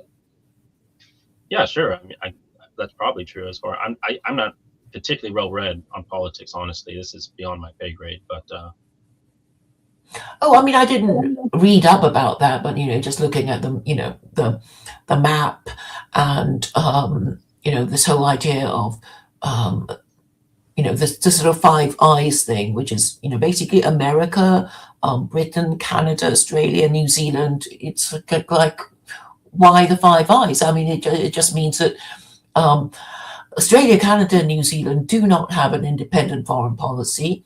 They are basically doing whatever the motherland wants, i.e. Britain, and Britain is, just doing whatever America wants. And recent events has shown that America gets to kick everyone around and, take Greenland if they want to, because the Europeans are so stupid and weak that they can't fight for anything. They can't defend themselves. Mm-hmm. Yeah. I won't even, pretend I've read any books about that, but it seems clear that that is what's happening. And also, I don't know if you watched any of the series called The Crown. No. So it's basically a drama series about the British monarchy, but made by Netflix, and I think you'll find that they spent a lot of money to make it look good. So even if you can't understand any English, it just looks good. All these beautiful rooms, rich people, nicely dressed, talking, and in this sort of soap opera. And I think it's probably done a lot to keep the British monarchy going, because once you've enjoyed, watching The Crown, you'll want to watch the next series, right? You'll want to watch the next series, this time about, Kate and William and Charles and Camilla, and, and so you hope it carries on so you can, enjoy the drama of the whole thing. And it's quite well written, I have to admit. And a lot of people watch it and think, everything is as was dramatized in it. And it was the Americans who came up with the money, because I don't think the BBC would dare, because the British themselves would be so angry about it, because quite a lot of them do say, well, what's the British, royal family ever done for us? And but I can see that the British monarchy is very useful to the American empire. Yeah. I'm sorry, I don't have much opinions here. I mean, you're British, so you definitely know more about this than I do. Well, I mean, actually, a lot of people, but they don't like to think about it. I mean, I try to explain it to the Australians whenever they complain about their government. And when I say, well, it's because you're still British, but you don't know it, and they haven't told you, and, you think you can do your own thing, but really, your lawfully elected prime minister can be dismissed by the governor general, and why do you even have a governor general? It's an imperial, it's an imperial position, and so even the lawyers don't seem to have an answer for it, and they don't like to think about it too much. Perhaps it's always, something I guess if we were to suddenly discover that our parents are not our parents, that we were adopted, or we were kind of abandoned into an orphanage, or maybe we don't want to know. We don't want to know about our low status origins and our murky past, and our parents who might have abandoned us and not cared about us very much, and so people maybe don't want to know, or want to forget instantly, and that might also be the problem. But also, I think it's because people need the green light to say, to talk about certain things, and to believe in certain things. And obviously, I'm just a lone individual with no, particular fame or power. But if they heard it from, the BBC or CNN, they might have a, slightly different reaction. Yeah, I mean, like I said, I don't really know too much about the politics of the British monarchy. My impression is that it was mostly symbolic and doesn't really have any actual functioning. I think a lot of people are attached to the idea of monarchy because it's a kind of idolatry. It's a special kind of holy person with, and people just like the embodiment of this thing. And, even if it hasn't particularly benefited them, because, in the book of Samuel, Samuel was kind of not very happy with the Jews when they said, can we, be like the Gentiles, we'd like a king too, and God was sort of, saying things like, are you sure? Or, my laws are not good enough for you. You know what the king's going to do to you? He's going to tax you to death and make you die for his imperial wars. Are you sure? And the Jews said, yes, we are. Give us a king. Yeah, it was a downgrade for them. Yeah, because the book of Judges came before the book of Kings, and things never, really got better for them because basically their best king was King Solomon, right? Yeah. But he died an idolater because he had all those wives, 700 wives and 300 concubines. That wasn't why he was an idolater. He was an idolater because he was getting involved in black magic. Well, his wives, who were Gentiles, I guess he was marrying, all these women from abroad who, I don't know, queued out to be his groupies or something. 700 concubines. Yeah. Right? 300 wives, 700 concubines. I think that's it. Might be the other way around. Well, but I did look at it, but it's still a lot. He obviously had a harem, and then. And then after he died, his son split his kingdom into two. I can't remember what it was. I can't remember the name of his son, but anyway, the son wasn't much good as a king, and that was when, Israel was divided. The ancient kingdom of Israel was divided, and then they had worse and worse kings until eventually the Romans took over in a time of Jesus. Yeah, I mean that's kind of Aristotle's whole thing with monarchy is like it's there's no virtuous or good government. There's just ones that best handle the vice of men, and so it's really a question of what is the least worst form of government to deal with human vice. Well, that would be a constitutional republic, wouldn't it? Well, that's not what Plato or Aristotle thought. Aristotle agreed with Plato that democracy was definitely the worst form of government, but they kind of differed. So Aristotle seems to think that monarchy is the least worst, whereas Plato thinks. Depending on how you read Plato, Aristotle, even then it's notes, but Aristotle's at least very clear about what he's thinking there. Plato, you can interpret different ways, but Plato seems to say that you need a sort of elite group of people that are making the decisions, but they have no property or power beyond their law-making abilities. So they basically are monastic. Because Plato thought that corruption came through money. Well, yes, I suppose, yes. The love of money is the root of all evil, but I think in a way it's actually quite simple in that The real difference is between republic and monarchy, in that, when Rome was most successful, it was a republic, and it had a viable labor force who were joining the Roman army and fought well and acquired all that empire. And then when it became an empire, it began to decline because of the abuse of power, I suppose, from these absolute monarchs. Because the first Roman emperor, Augustus, formerly Octavian, well, he had absolute power, but he played around with words, didn't he? He didn't say, "I am your emperor now, and you will have to do as I say." He said, "Oh, I'm just first among equals. No big deal. You can still have your senate and all the stuff you had before.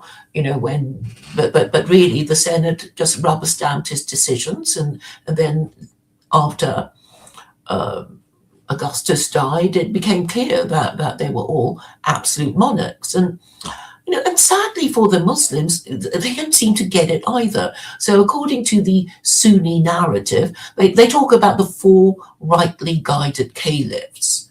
So and we know the four rightly guided caliphs because the caliphs were not kings. Because none of the four rightly guided caliphs were related to each other. They were only chosen after consultation. And then after that, it was absolute monarchs all the way to the last Ottoman emperor. So, it's clear what has happened. But you can't really reason with these Muslims because, all the Gulf states, the Gulf kingdoms, right? The Gulf Kingdom. So, and if you dig a bit further, you'll find that these Muslims in these Gulf kingdoms fear to offend their absolute monarchs, because we know what MBS did to this Khashoggi, who was murdered and dismembered in Turkey. And we also know that in Saudi, you can go to jail and maybe even get the death penalty for Facebook posts. So we can understand why, why these Arabs don't dare to say much. So you're in favor of a constitutional republic for the Islamic countries? No, well, I'm basically saying that the founding fathers were in fact proto-Muslim, in that, as you were saying, because they did talk about God, and some of them believe. Well, they were talking about being deists and theists, and then the First Amendment, it's actually supported by a verse in the Quran. Not that it the way Muslims behave, but there is a verse in chapter 2, verse 256, that says there is no compulsion in belief. Truth stands clear from error. And then there's another verse in chapter 17, verse 111, that says God does not need a protector, meaning God doesn't need blasphemy laws, and there is no mention of blasphemy in the Quran. I didn't know that. Well, I didn't know that either, but and you wouldn't know this from the way Muslims behave, which is the thing. So they, well, I guess they probably ignore the Quran as often as Americans flout their own constitution, maybe. Yeah, no, I think I see what you're saying. I think I agree that there's a lot of basis for a sort of Quranic government in the United States based off the principles of the founding fathers, if that is what you're saying. Well, yeah, because you can say, well, it's not. We already give you freedom of belief and expression, because that's what the First Amendment is. So It's not like, oh, we want a Christian amendment and America will officially become a Christian republic and this will make, non-Christians second-class citizens, which I guess is what, a lot of people are worried about. Yeah, I guess my worry with the Islamic government would be if people who had the more modern or maybe even historical interpretations that you see in most Muslims, like Saudi Arabia, came into power. Well, you see, I would actually totally delegitimize, any interpretation of the Quran in any kingdom, because it's like, well, all these Islamic scholars, they'd be terrified of coming to the attention of their king, because their king can, well, sign their death warrant. And we know it's happened recently with, MBS and it's Khashoggi, who met his end in Turkey some years ago. And nobody really cared. And everybody just sort of, turned the page kind of thing. But this is really the problem with having an absolute monarch. Have you heard of William Tyndale? I don't believe so. Well, he's basically this. Was he a theologian? But anyway, the point is that he wanted to translate the Bible so that even the plowboy could read it in his own language. Yes, I know who you're talking about. Yeah. But he was burnt at the stake at the behest of Henry VIII, because the Catholic Church didn't like the way he was kind of, muscling in on their territory, because I guess at the time everything was in Latin and you weren't supposed to really understand what was being said, and Well, I'll push back this a little, because the Catholic Church at that point already had done vulgar translations. Maybe burning him at the stake was a little overboard, but it wasn't because he was translating to a vulgar language. I imagine it was probably because he was translated in a particularly biased way, and the Catholic Church said, if people read this, they'll end up with heretical ideas. But it wouldn't have been because they were against it being translated into the vulgar language. The Catholic Church had already done that. Well, I think it was over some words that he refused to budge on, which is something to do with Presbyterianism, because I guess the origin of Presbyterianism is basically, if you're a Presbyterian church, then you'd be serving the interests of your congregation, and you'd be elected as an elder by, the people who come to your church, and you're not taking any orders from your bishop or your king or anything like that. You're actually serving the people who attend the church, which I guess at one time was very controversial in the time of absolute monarchy. Yeah. And it would have been an implicit affront to the king's authority. Yes, because it was denying that he had, the power to control the interpretation of the religion. But in the end, it happened, I suppose. And but I mean, the fact remains that people still need. I guess they still need to feel good and safe, and the only way people can feel good and safe is to feel that the great and the good are their ruling classes, and not crazy, incompetent, corrupt people who just happen to be part of the political elite now. Yeah, well, politics now is determined by oligarchy and money. So you're really going to get the worst of the worst, or the last people who should be in political power. But isn't it the case that, well, religion and politics are the same thing? Ultimately they are the same thing. I mean, isn't that what all the stories of the prophet say? It's all about fighting, more powerful people than yourself, starting with Moses and Pharaoh. And well, I mean, if anything, the Old Testament's mostly an underdog story, because the Jews are often outnumbered, and because of God's grace He gives them, they end up defeating their enemies. So it's I guess it's might makes right in the sense of a divine sense, but in terms of pure human numbers, it's not a might makes right situation. It's whoever God favors.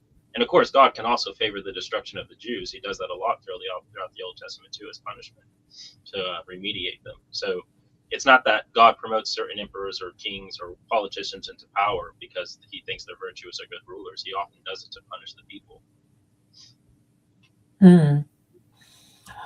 Well, according to the Quran, the Jews will be around in the end times. Yeah. So, well, he might cut down on their numbers a bit here and there from time to time, but they're supposed to be around in the end times. Yeah, all the prophecies say that the Jews play a big role in the end times.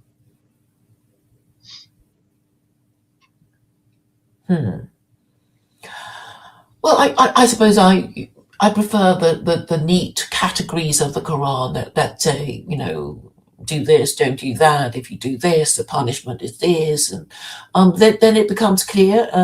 Most people do not want to be punished by the law, even if they don't agree with it, and that, I think, is really the only way to, you know, make people do the right thing. We are all, you know, seekers of pleasure and avoiders of pain, and the Quran just understands it. Like, you know, you're. Yeah, I mean, again, I'm not really into political philosophy, but I think I agree with basically what you're saying, which in modernity, Islam provide, or the Quran at least, provides sort of the most direct way to establish a sort of secular exposition of ethical morality that Christianity is not able to provide in the West anymore.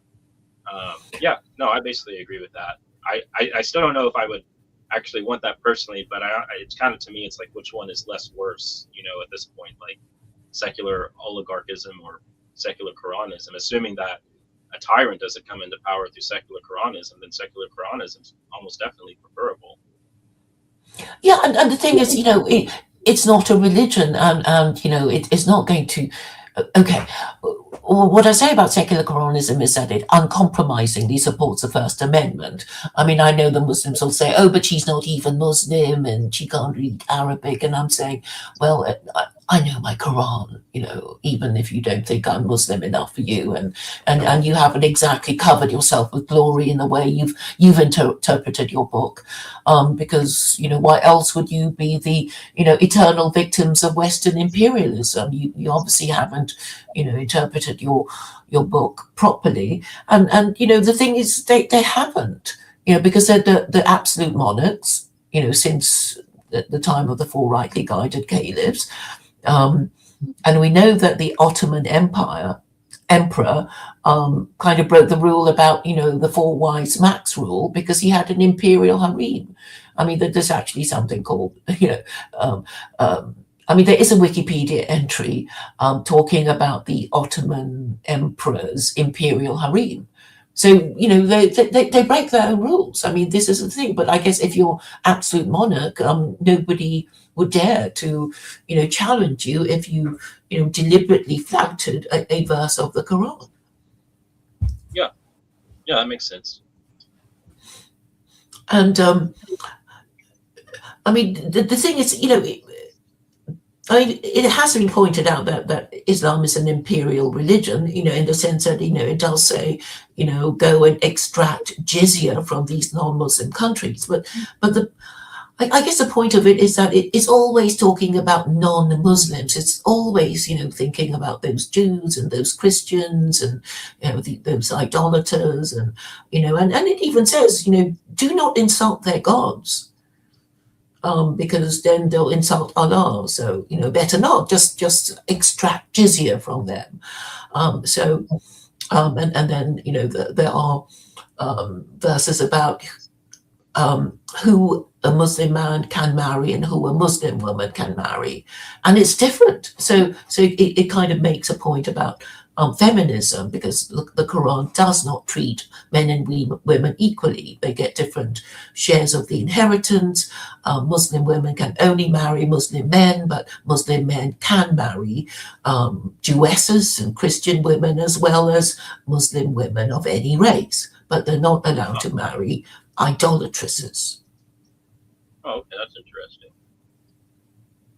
But they couldn't marry Christians then, right? Because Christians are considered idolatrous in Islam. Well, no, they can marry Christian women, because people of the book means, well, I guess, adherents of Judaism and Christianity, which are senior to Islam, I suppose you could say that, because Islam has to acknowledge the debt it owes to Judaism and Christianity. I get that. I just thought that Muslims tend to only extend that to Jews because they still worship one God, whereas from the Muslim point of view, Christians worship three gods and are therefore idolaters. Is that not the case?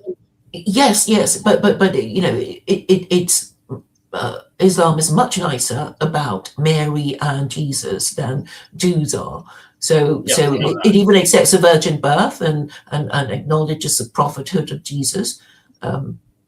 So that kind of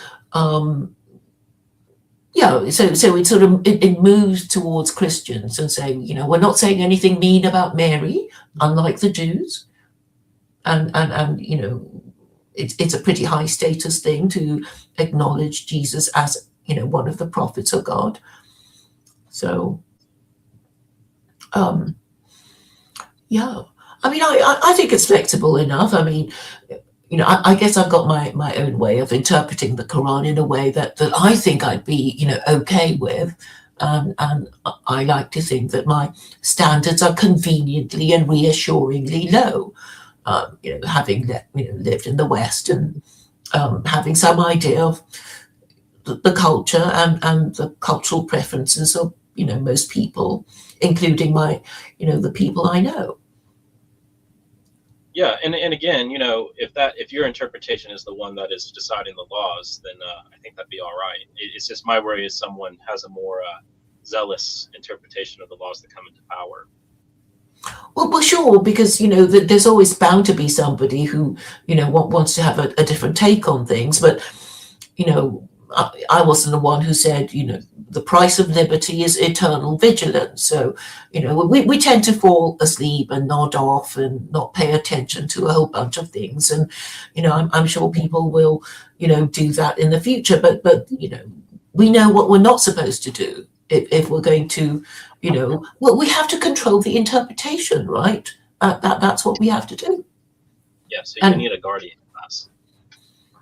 Well, I mean, we know that U.S. Supreme Court appointments are fiercely fought over. I mean, really, like what's his name, Judge Kavanaugh, and that Catholic woman that Trump was trying to get. He got her through to the Supreme Court, but she wasn't particularly helpful to him. I forget her name now. But yeah, so I think this is a problem. And also, I know that Washington warned Americans against political parties, and there's a verse in the Quran that says, do not divide your religion into sects. And this, I think, could be interpreted to support a one-party state. I know this idea gives a lot of people the heebie-jeebies, but what's the point of having these political parties when they're so unprincipled? I think the Democrats used to be the party of the KKK, and now they're the party of BLM. So, well, what's the point? Your people are just scrabbling for votes wherever they can find them. So there's no political principle involved. Well, yeah, that and the multi-party system tends to hide what is actually a one-party system anyways. So yeah, so you might as well, have a one-party state and say this party, the only party in the world, in the country, will have the principle of governing in a national interest, and then all policies can be argued, supported or opposed on the ground of whether they it's in the national interest or not, and I suppose some people can say, well, we need to support marriage and family values, and this would be in a national interest.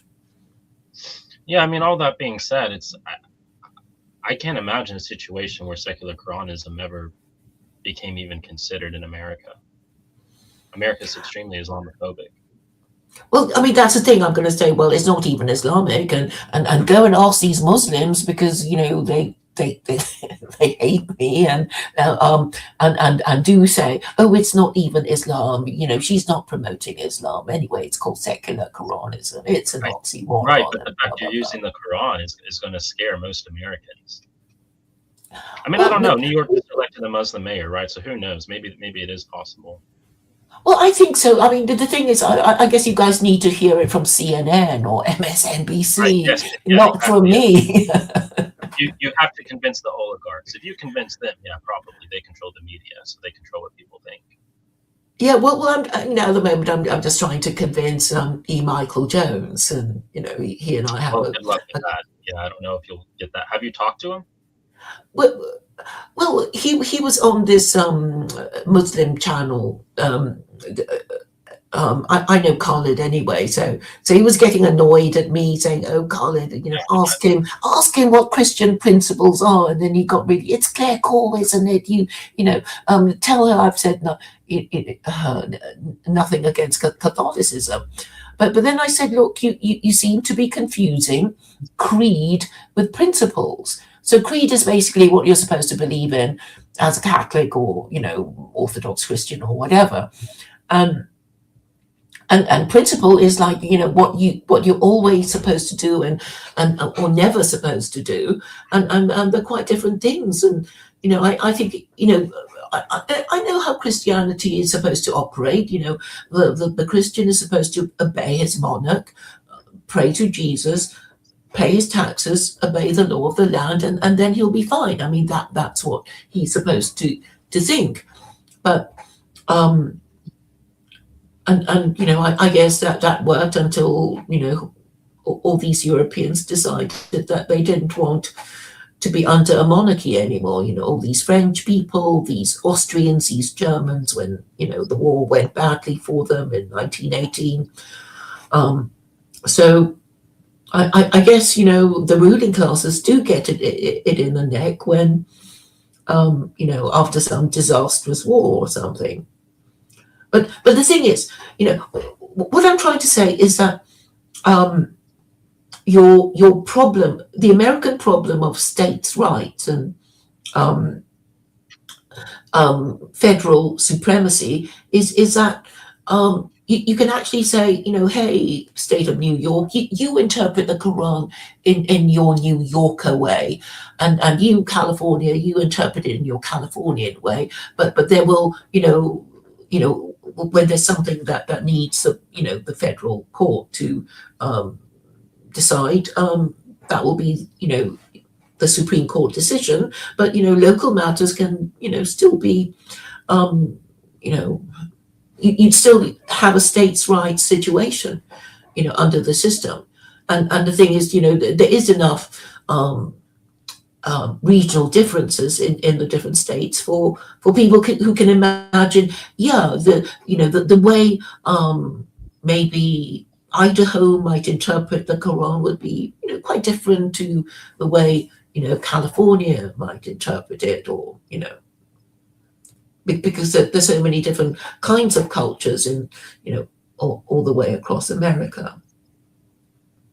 Yeah. Do you think that's kind of true?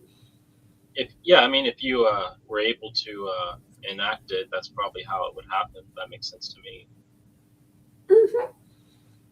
Well, I hope you will be able to consider it. I mean, I've actually written a book available on Amazon, and it's also available on Kindle. It's a very short book.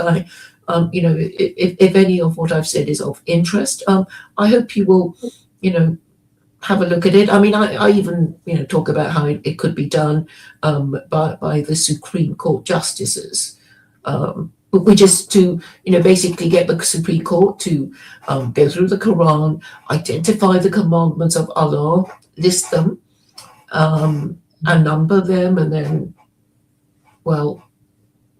pass it as a bill, as law.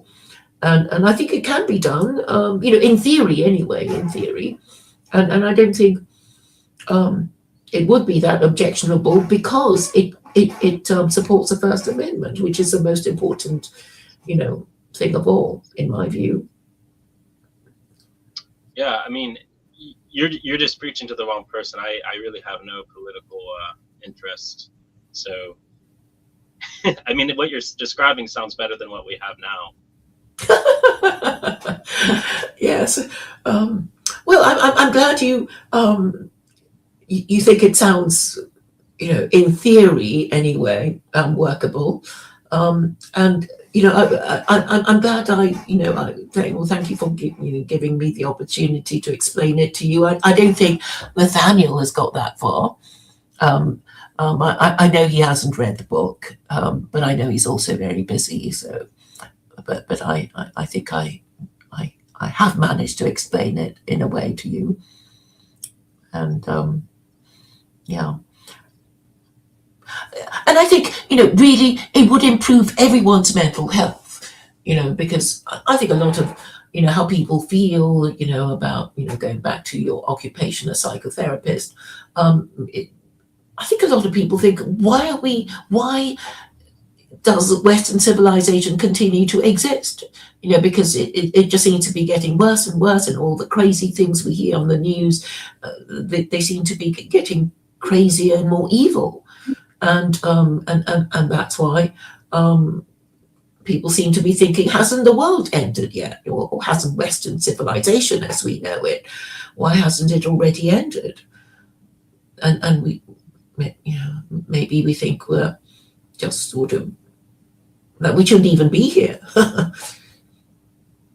Yeah, it's a ticking time bomb. I don't know. I could see it sort of as a corpse being extended another century or two, but it doesn't have much life left in it, I don't think. Well, I mean, there is a story of Jonah that, that said that because the Ninevites repented, they were saved. Yeah, I guess if you got all the Americans to repent, good luck with that, but sure. Well, I think. Well, I mean, somebody I knew was talking about it. It's like, well, we just need to repent, but it's really a very old idea in my view. Oh yeah, no, of course, yes. If you can get people to repent, yeah. I just maybe it's a sin, but I don't have much hope there. So. Yeah, because I was thinking, if we can get our corrupt and incompetent ruling classes to wear sackcloth and ashes and grovel in the dust and be filmed by mainstream media doing it, I think it would make a lot of people happy and improve their mental health.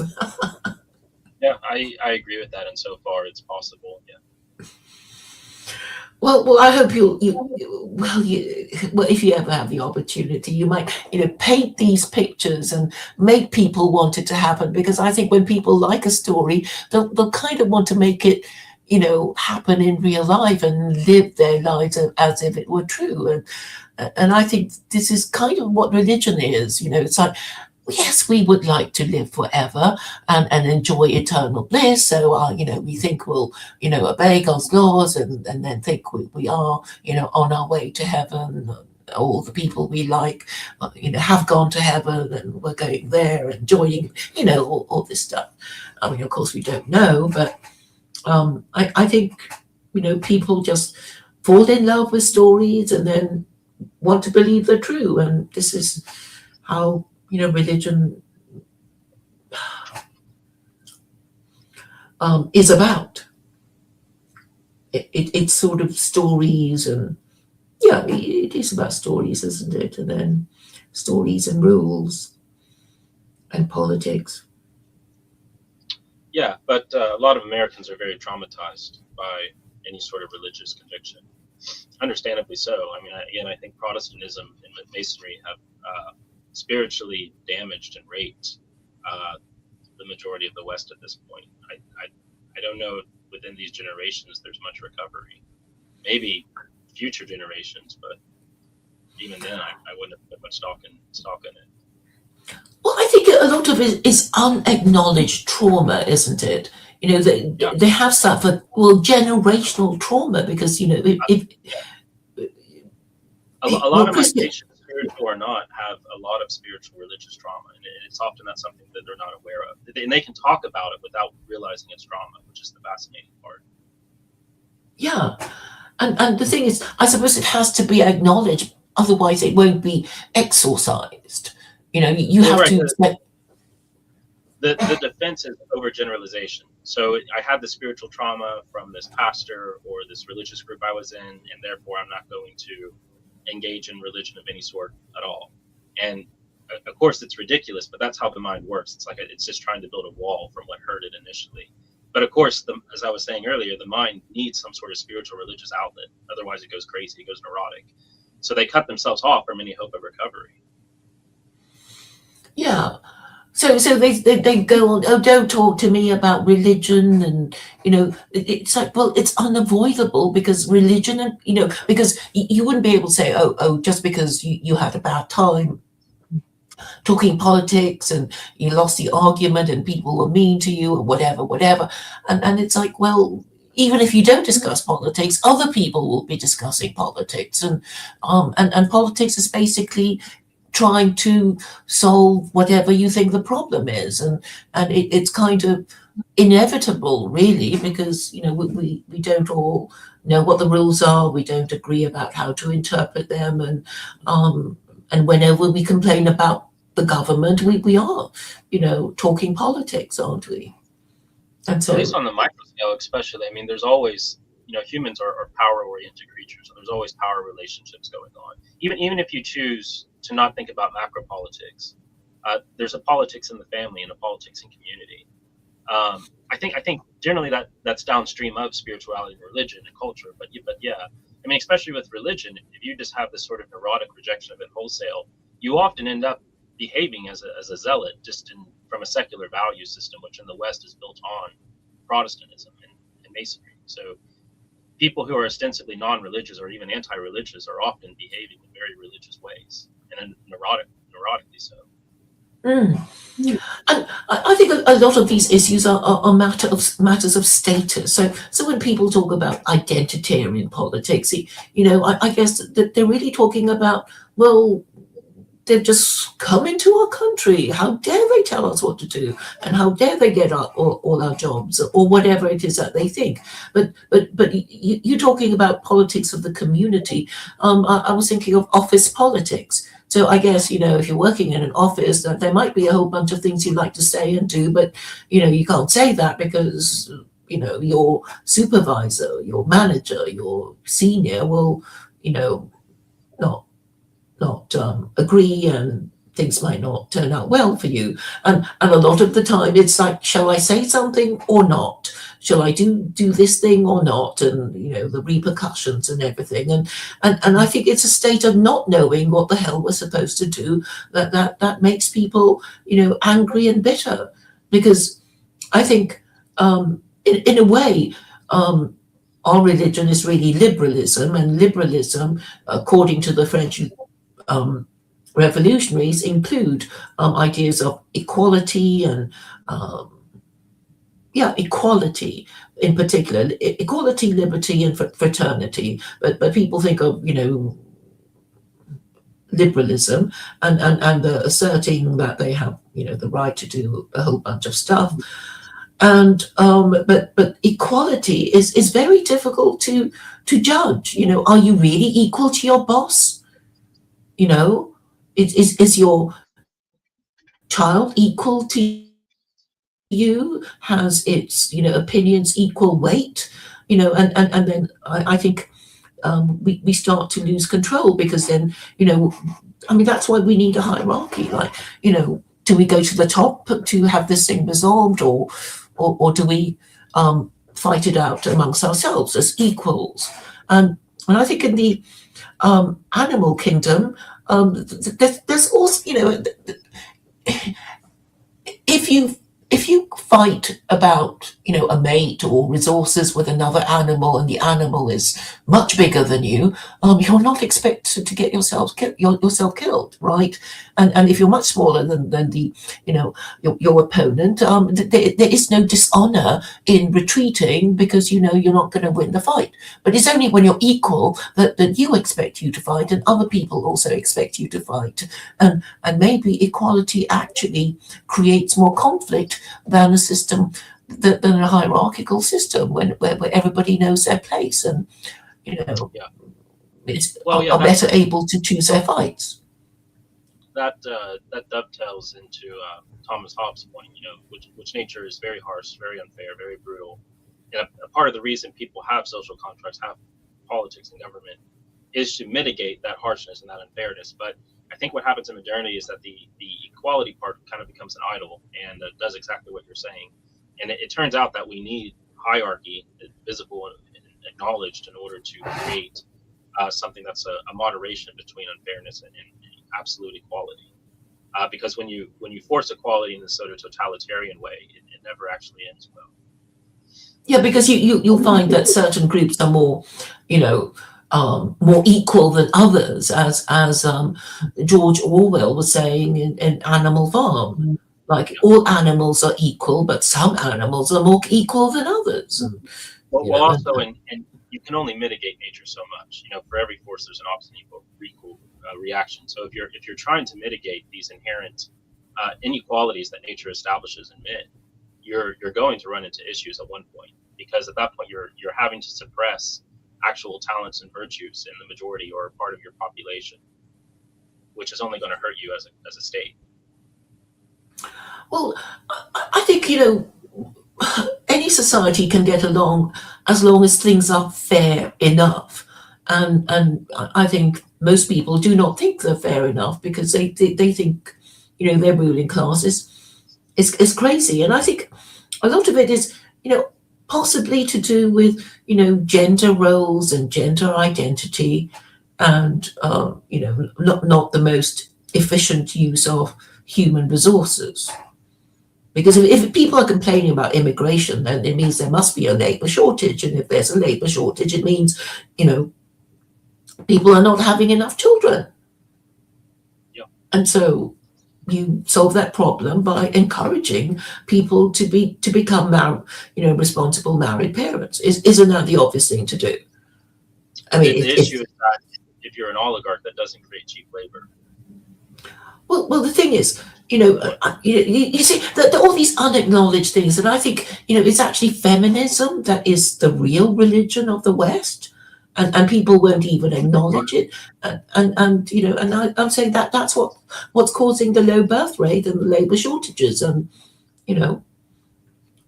Right, but feminism didn't come ex nihilo. I mean, a lot of feminism was propagated and artificially created in people in the early 20th century for a reason, because they knew it would lead to cheap labor. Well, not necessarily. I think okay, it can be sort of innocently done. It's sort of, well, aren't women equal to men? They can be. It seems unfair to deprive them of all these But no one thought of voting that rights. Hmm? for 20 centuries in the West. That was a foreign idea. No one ever thought that men and women being equal had anything to do with job access. And when women entered the workforce, everything got for the capitalists, for the oligarch, everything became way cheaper. And you could also get people to buy more. You had two people in a house working instead of one, so labor became cheaper. I mean, I'm saying a lot of feminism was artificially propagated by oligarchs and people who control media. Well, yes, and I think it was probably very popular with young women who obviously like the idea of enjoying more rights, but I think how feminism operates is that it bribes men with cheap extramarital sex, and I think Yeah. a lot of men are quite happy to be bribed in this way, and between men and women they've created this mess, and then it becomes a behavioral addiction, and then it becomes a matter of pride, not admitting the problem, and I think inevitably ideas of liberty will lead to ideas of sexual liberation from the rules of marriage and good parenting, because Yeah, I mean, this goes back to the Hope Promethean archetype. It's liberty at all cost, which eventually demands liberty from the constraints of nature, which isn't possible. But man will try everything in his power to liberate himself from God's law and from the law of nature. And again, there's always a pushback, and unfortunately, that's often not realized in the generation of the people who actually make that sin. It's something visited upon their children and their children's children. Well, yes, and I suppose you can see all the um, virtues that are praised by religion. You know, humility and charity, and I guess we need to have a degree of humility to acknowledge that we're not perfect and we got a few things wrong, and and I suppose feminism becomes a problem when people won't acknowledge that it is a problem. It's like, you know, the patient will not seek a cure unless he acknowledges that he is ill. And maybe pride will, prevent him from acknowledging that he is ill. Which Yeah, means he won't seek a cure until he falls over, yeah. perhaps fatally. But it seems to me, as an observer, that all religions that we have heard of, it's all about supporting the patriarchy, or at least frightening, women of childbearing age to marry men of fighting age, and that's really been the purpose of any religion, except that the Abrahamic religions had a few extra rules, and and this may have some bearing on the imperial success of the West, because Well, monogamy was imposed by Christianity, and this is the most stable kind of society that you could have if well, most the people monogamy part, yes. Although I think the sense where men and women came together and fighting in childbearing age was pretty much just the natural human instinct, or is the natural human instinct that is suppressed now. But I don't think organized religion was required to enforce that. Now, as far as religion organizing around monogamy in the West, yes, but I think it's always been human instinct to pretty much get together and reproduce as soon as they were able to. yeah, but it's not just sort of having one night stands. It's like, the baby, you have to look after it, and, maybe it needs a stable family, which you can only have with a stable marriage, and only if the parents are married. You know, it's that sort of idea, really. And if you, um, you know, ha- well, traumatized children don't tend to, do well in, in the field of being, enjoying good mental health, and I suppose a lot of people have had terrible childhoods because their parents weren't married, or even if they were, they got divorced. Yeah, that and large family structures just handle trauma much better. In small family structures, they don't metabolize trauma very well.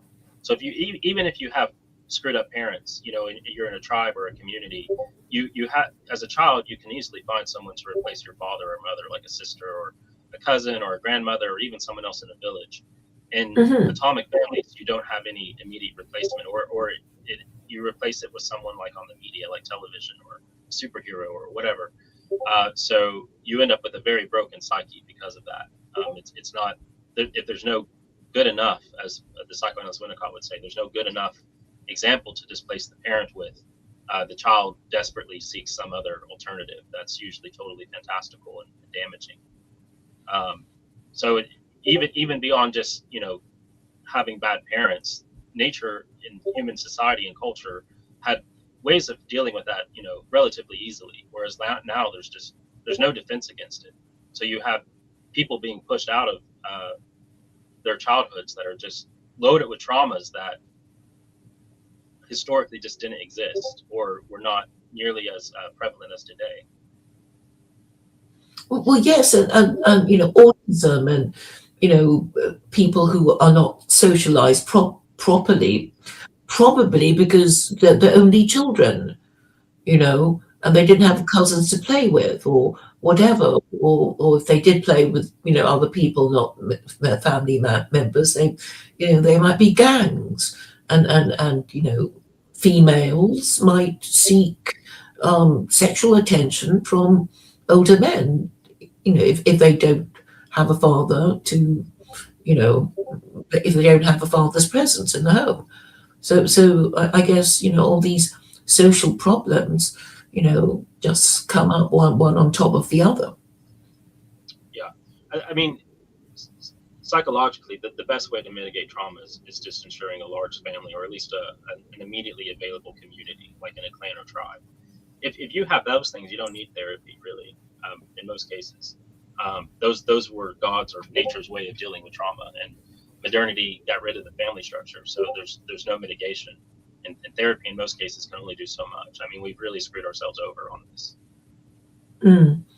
Yes, because if you're a member of a group, then your identity will be the group identity, and I guess you will be more socialized just because if you're competing with your siblings for parental attention, you're probably less likely to be a bore, as a single child, monopolizing the attention of your parents. You'd have to compete with them and be entertaining or polite or in some way please your parents. So I guess even being having a one-child policy, as the Chinese have had for a few decades, was actually enormously dysgenic, because then you have a whole bunch of I don't know how many generations, maybe two, who don't have nephews or nieces or cousins or aunts or uncles, which is Yeah, and even yeah. beyond the immediate psychological and sociological, there's a biological sense where you don't have the amount of human diversity. Everyone's having a few amount of children. If you have a family of 8 children, let's say 3 die, 1 dies in war, you still have 4 left. So there's a lot of genetic diversity there that can deal with whatever might come on a political or environmental level. But if a child, you're getting families that have 1.5 children, there's really no room for adaptation, even beyond just barely meeting the quota to maintain population levels. You're harming the human group's ability to adapt to the environment. Yes, you're harming your own human stock, really. Yeah, Mm, dysgenic was exactly the right word that you used. yes. Well, So in addition to cultural, sociological degeneration, you're also causing biological degeneration. yes. Well, I hope people who listen all the way through will kind of understand the points we're making. I think we're sort of largely agreed about the role of marriage in the family and how religion supports these institutions, which we seem to think is no longer necessary. But and the thing with with mobile phones and computers and whatever, is that people don't have real time communications with each other. So we don't read each other's expressions. We don't hear the intonation, and we don't know if somebody's being friendly or not, or being sarcastic, or if it's a joke, or and then maybe we get things wrong and have bad relationships, something like that.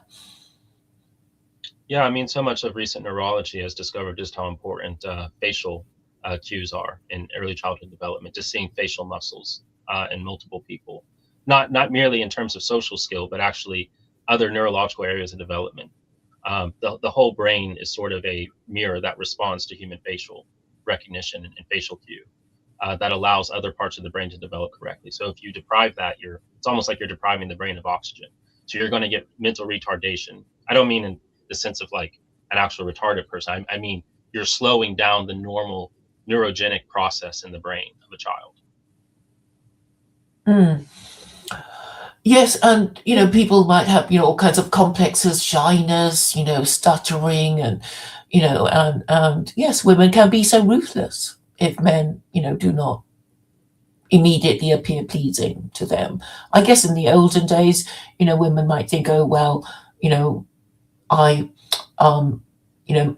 maybe I'm not a princess, so I shouldn't expect to marry a prince, kind of thing. Well, with social media and everything, everybody has, really quite exaggerated ideas of what they're entitled to. Oh yeah, well that's a huge other issue with the West is romanticism, which in a more literal sense of it, which is to say that marriage was this something that was like a contract for happiness.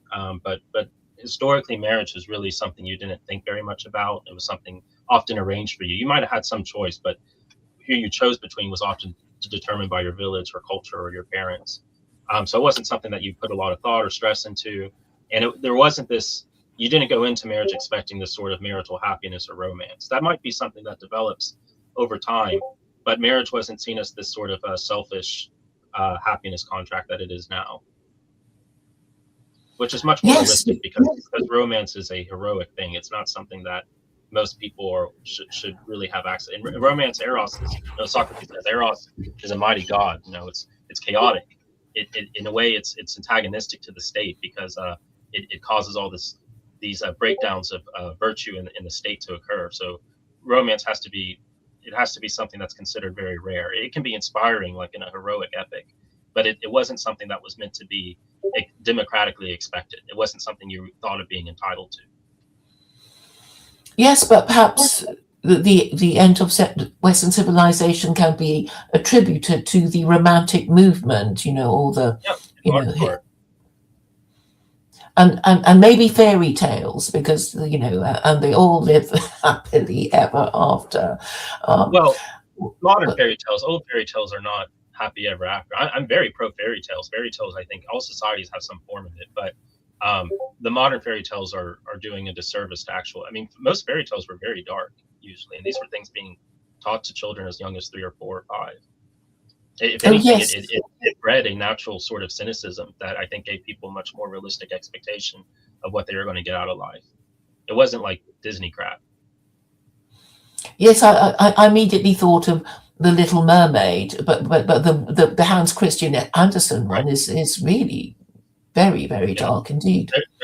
There aren't really optimistic fairy tales, generally speaking, and if there is like a good ending, it's always at some cost. Like, oh, this person murdered their mother and slept with their father, but it created the land that we harvest our crops on. Like romance or old school traditional fairy tales, there's no such thing as goodness without a cost, and usually the cost is greater than what they get out of it. So it instills in children a very realistic expectation of how the world works economically, which is basically to, on an earthly level, expect bad things to happen more than good things.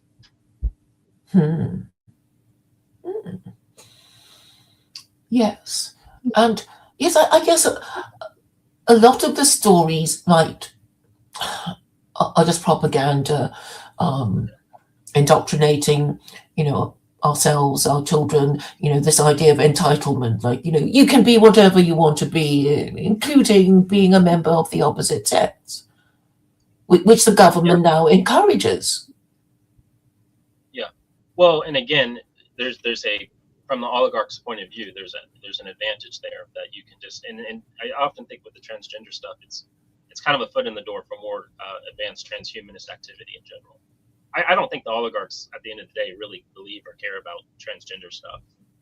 They just understand that it's a propaganda tool to get other things in the door. Or they just want to reduce our numbers because, obviously you're sterilizing yourself if you, decide to have these gender affirmation, surgery.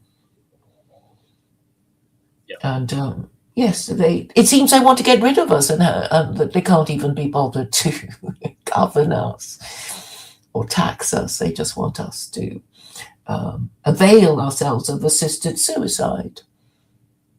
Yeah. So they don't have to govern us. Yeah, it's transhumanism, and it's trying to get to a point where they have very little people to take care of.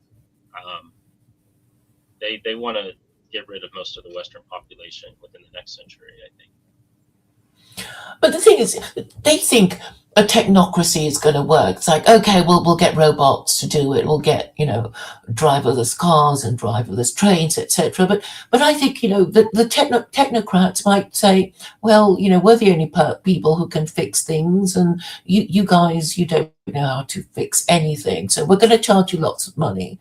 They might do that. And, I think with a lot of ancient civilizations, well, particularly with the ancient Egyptians. I mean, we still don't know how they managed to build their pyramids. So these technocracies, they're gone, and we still don't know how they, did their, whatever they did. Yes, how they built their pyramids and how they got from, I don't know, Micronesia to the Pacific. Obviously, they had, wonderful, navigation or um, Yeah. Well, if you read Plato's Credo Theaetetus and parts of the Phaedrus, he kind of talks about the myth of Atlantis as being an example of that, this sort of technocracy run amok that mocked the gods and was thusly punished. Um, even insofar, I think it's plausible that the technocrats will be successful in the short term and get rid of most of the Western population. I don't think they'll be successful in the long term. I think it's kind of a sort of the end of the Promethean bargain. It's a Tower of Babel situation, and when it collapses, it's basically the end of a civilizational cycle. Kind of starting again, like what happened with Atlantis. Because for Plato, civilization, in his sense, which was like 700 BC is around the time it starts, he thought that came out of the collapse of Atlantis. At least mythologically speaking. So I think we're kind of on the precipice of another civilization restart in that way. Well, we could just do a U-turn, couldn't we? In theory, anyway. History doesn't seem to like U-turns. It doesn't seem to function. I mean, I guess theoretically it's possible, but the sort of, and Oswald Spengler and those types kind of talk about this, but there's kind of a natural metabolism in civilization in the way that there is in humans. And it's like you're an 80-year-old guy and you're trying to be young again.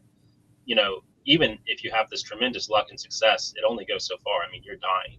Civilizations themselves, and civilization, I mean, in the grand sense, like Western civilization, they kind of have an inherent biological clock, and we're in the old man state basically at this point. But only if we think of prolonging Western civilization as we know it, and obviously it has to do with whether we think of ourselves as liberals, because I think all these secular political ideologies, that they were attempts to replace Christianity. So we have liberalism, which was an attempt, and then the Germans in Weimar Republic didn't like liberalism being imposed on them, so they thought they'd try a bit of National Socialism, and the Russians thought they'd try Marxism, and so but they haven't really worked. I mean, because they have no codified principles. Well, that and all these revolutions, liberalism, capitalism, Marxism, these are all blips in the history of Western civilization. I mean, even if there was a whole revolution and we went to like this Quranic state or whatever, my point is that beyond the revolutions, we jettison liberalism, we jettison materialism, all this other stuff. There's still a natural ticking biological clock, and the only way that starts over is the destruction of civilization as a whole, and there has to be this sort of ground up reproduction, which will also eventually deteriorate over thousands of years. I mean, people kind of forget the scale exactly of Egypt, like the fact that the time they built the pyramids around, the Egyptians were doing archaeology on their own civilization, which is mind-boggling. But Egypt kind of went the whole gamut, the whole scale of the life of a civilization over 3,000 years. China kind of had a similar run, and we're kind of at the very, as far as it seems to me, we're at the precipice of our own, which is Western civilization, kind of looking inward out and starting to see the signs of that final piece of decay. I think there could be other revolutions that happen before that happens, but again, I'm pretty pessimistic about any long-term success there. Well, talking about China, I suppose over the centuries they didn't. China is not represented by any religion. I mean, I guess they had monarchy for a while until it crashed and burnt on them. Pardon? I was going to say, I think Confucianism underlies, even in modern China, still a lot of their values and principles. Yes, I suppose Confucius was basically saying, be a nice guy, king, and then your people will love you and trust you and obey you. But if they think you're not a nice guy, you can pass any number of laws and they'll still try to evade you because they hate you. So be a nice guy, kind of thing. And then the legalists basically said, we can't just, be a nice guy. How ridiculous! We're going to use laws. We're going to frighten people. We're going to reward people.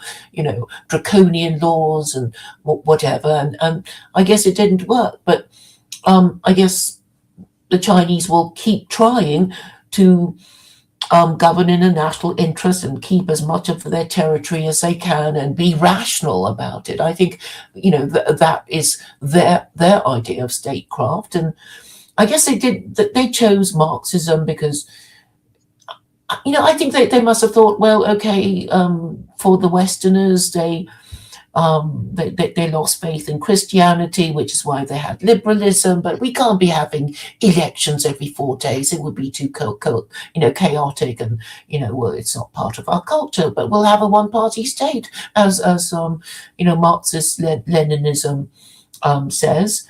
And I guess they managed to hold on to Marxist Leninism longer than the Soviets. But I think maybe the Soviets, even though they created the whole thing, they didn't stick with it because, maybe they were so more easily seduced by Americans saying, oh, you can be capitalist too. You're Christian and white, and we're Christian and we're white. So why don't we, do the same thing? And I guess the Russians were kind of bamboozled into doing that. Yeah. And the thing is a lot of Marxism grows out of these Judeo values and Christian values as well, and the sort of jettison of orthodoxy that was already undergoing way in Russia because they were being entranced by French culture and liberalism. Their adaptation of Marxism was all the more seduced by it, and they kind of took it wholesale. Whereas China was much more strategic. This is kind of what's getting at Confucianism. Confucianism, I think, like Islam to some degree, is very self-aware of political matters, and specifically, it's very, very long-term oriented. There's something that Sun Tzu says in The Art of War about how you strive even in losing the battle to win the war. And I think that's kind of China's basic modus operandi in the long term that kind of bleeds into Confucianism. So when they came across Marxism, they were like, there's some weird ideas in here because it was all the Christian parts of it. But I think as far as like where communism was tried, it was probably most successful in China. I mean, yeah, they lost millions and millions of lives. They basically did a genocide. But it did, bring China from basically a medieval culture into a standard of living, into an industrialized civilization, which, depending on who you ask, is a good or bad thing. But it did way more for it than what it did in Russia. And a part of that was this sort of Confucian Chinese way of taking what they saw as advantageous and kind of jettisoning the rest. Whereas any Western civilization gets a hold of Marxism, they're still so Christian and in their unconscious, they're just going to be seduced by it entirely. Well, I guess the channels of our minds are always being, reprogrammed by our environment and certainly by the government, who wants us to believe in certain things so we can act in a way that they want, and we just have to work out what it is they want us to do and what they're trying to do. But I mean, it is very, very sinister that the matriarchy, it's basically saying we don't want you to have children, so don't bother, because most countries want lots of people because the kind of saying the more of us the better, and also there's this sort of cynical joke about Chinese leaders saying, well, if lots of people die because of our disastrous policies and our disastrous wars, there'll be plenty more where they came from, and therefore you get over your invasions and your ruinous wars because you have more people. But if you don't even have that, well, then I guess that's the end of your people. Yeah, before the Jesuits got to China and rewrote their history, I mean, it's fascinating to read the Chinese conception of history of its own self. It's just littered with wars that have billions of people dying. Almost unanimously, modern historians say these are totally made up or greatly exaggerated. But I think it's kind of interesting to entertain why they would even mythologize it in that. We see this in India too, a lot of the Asian countries actually, but China excessively so. Again, it just kind of that the reason they have that mythology is exactly because of that philosophy you're describing. This idea that an individual is just something that serves the state in the end. It's just something to elongate the majesty of the empire. Well, China's war of unification happened before Jesus was born, so it was a long time ago. And I guess once you've got all that empire, you kind of want to find out ways of holding on to it. Yeah, I mean, China's the so much idea. better than civilization. Yes, because I suppose it's like, well, we may not have a proper religion, but this is what we must do to survive into the future and be flexible, rational, scientific, and not be too proud to learn from whatever source that we find to be useful, perhaps. And I suppose that was why the Chinese were not too proud to adopt Marxism, because that seemed to be the coming thing because of Marx and his prediction of the future and dialectical materialism and that sort of thing. It seemed to make the most sense, and I guess a lot of Westerners were into communism, so it seemed to be the one to go for. Maybe I'm just guessing, I guess. Yeah, I mean, I think they were with the West adaptation of Marxism. It was extremely ideological, whereas I think the Chinese were much more calculated, strategic about it. It was basically a religion in the West, it still is. Whereas the Chinese, they didn't approach it that way. They were much more detached. I think it's probably because people are attached to the idea of having political tribes. And this, the Quran actually says, do not do this. And actually, Washington himself said, do not have political parties, my fellow Americans. It will be the end of you because of the unnecessary divisions that you're going to have. And I guess, I mean, I was listening to an American talking about blue church and red church, and I thought, when did Jesus even think about, the church in colors? But Americans seem to have allowed themselves to divide their churches into, Democrat supporting churches and, Republican supporting churches, which seems to be crazy. But that goes back to what I was saying, that in America in particular, Christianity is basically a political religion. It doesn't really have anything to do with Christianity traditionally. Well, I mean, I think it's basically another religion. Yeah, I mean the thing is Christianity is a brand, right? Because it's not even a set of rules, because even Jesus was not very well. We don't know what we're supposed to do with the adulteress, because Jesus said let he who is without sin cast the first stone. So are we supposed to forgive the adulteress or stone her to death? And it seems to be a bit of both. And then I guess nobody knows, and standards of sexual morality deteriorated over the centuries until nobody cares anymore to get married or remain married. And that I think is dysgenic. Well, yeah, the issue there is that Jesus' preaching is always preaching with the assumption of the underdog. There's nothing in Jesus' preaching that seems to foretell any situation where Christianity, his cult, is in any position of political power. And then 4 centuries go by, and Christianity ends up as the political power. So the question is, what do you do then? Because Jesus didn't really teach about that situation. So they look more to the Old Testament and what were these values. Basically, the idea is that the emperor kind of has to almost abandon true Christianity in order to be a good emperor. I mean, this was a part of why Constantine waited until the very end of his life to be baptized.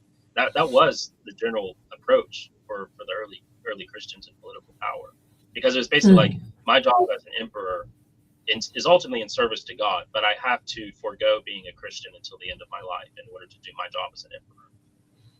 Well, I suppose. Well, I hope I get to speak to you next time when you can tell me what a true Christian is, because yeah, well, it seems a very controversial term, and nobody can agree who is a true Christian. Well, which Christian emperor were you talking about?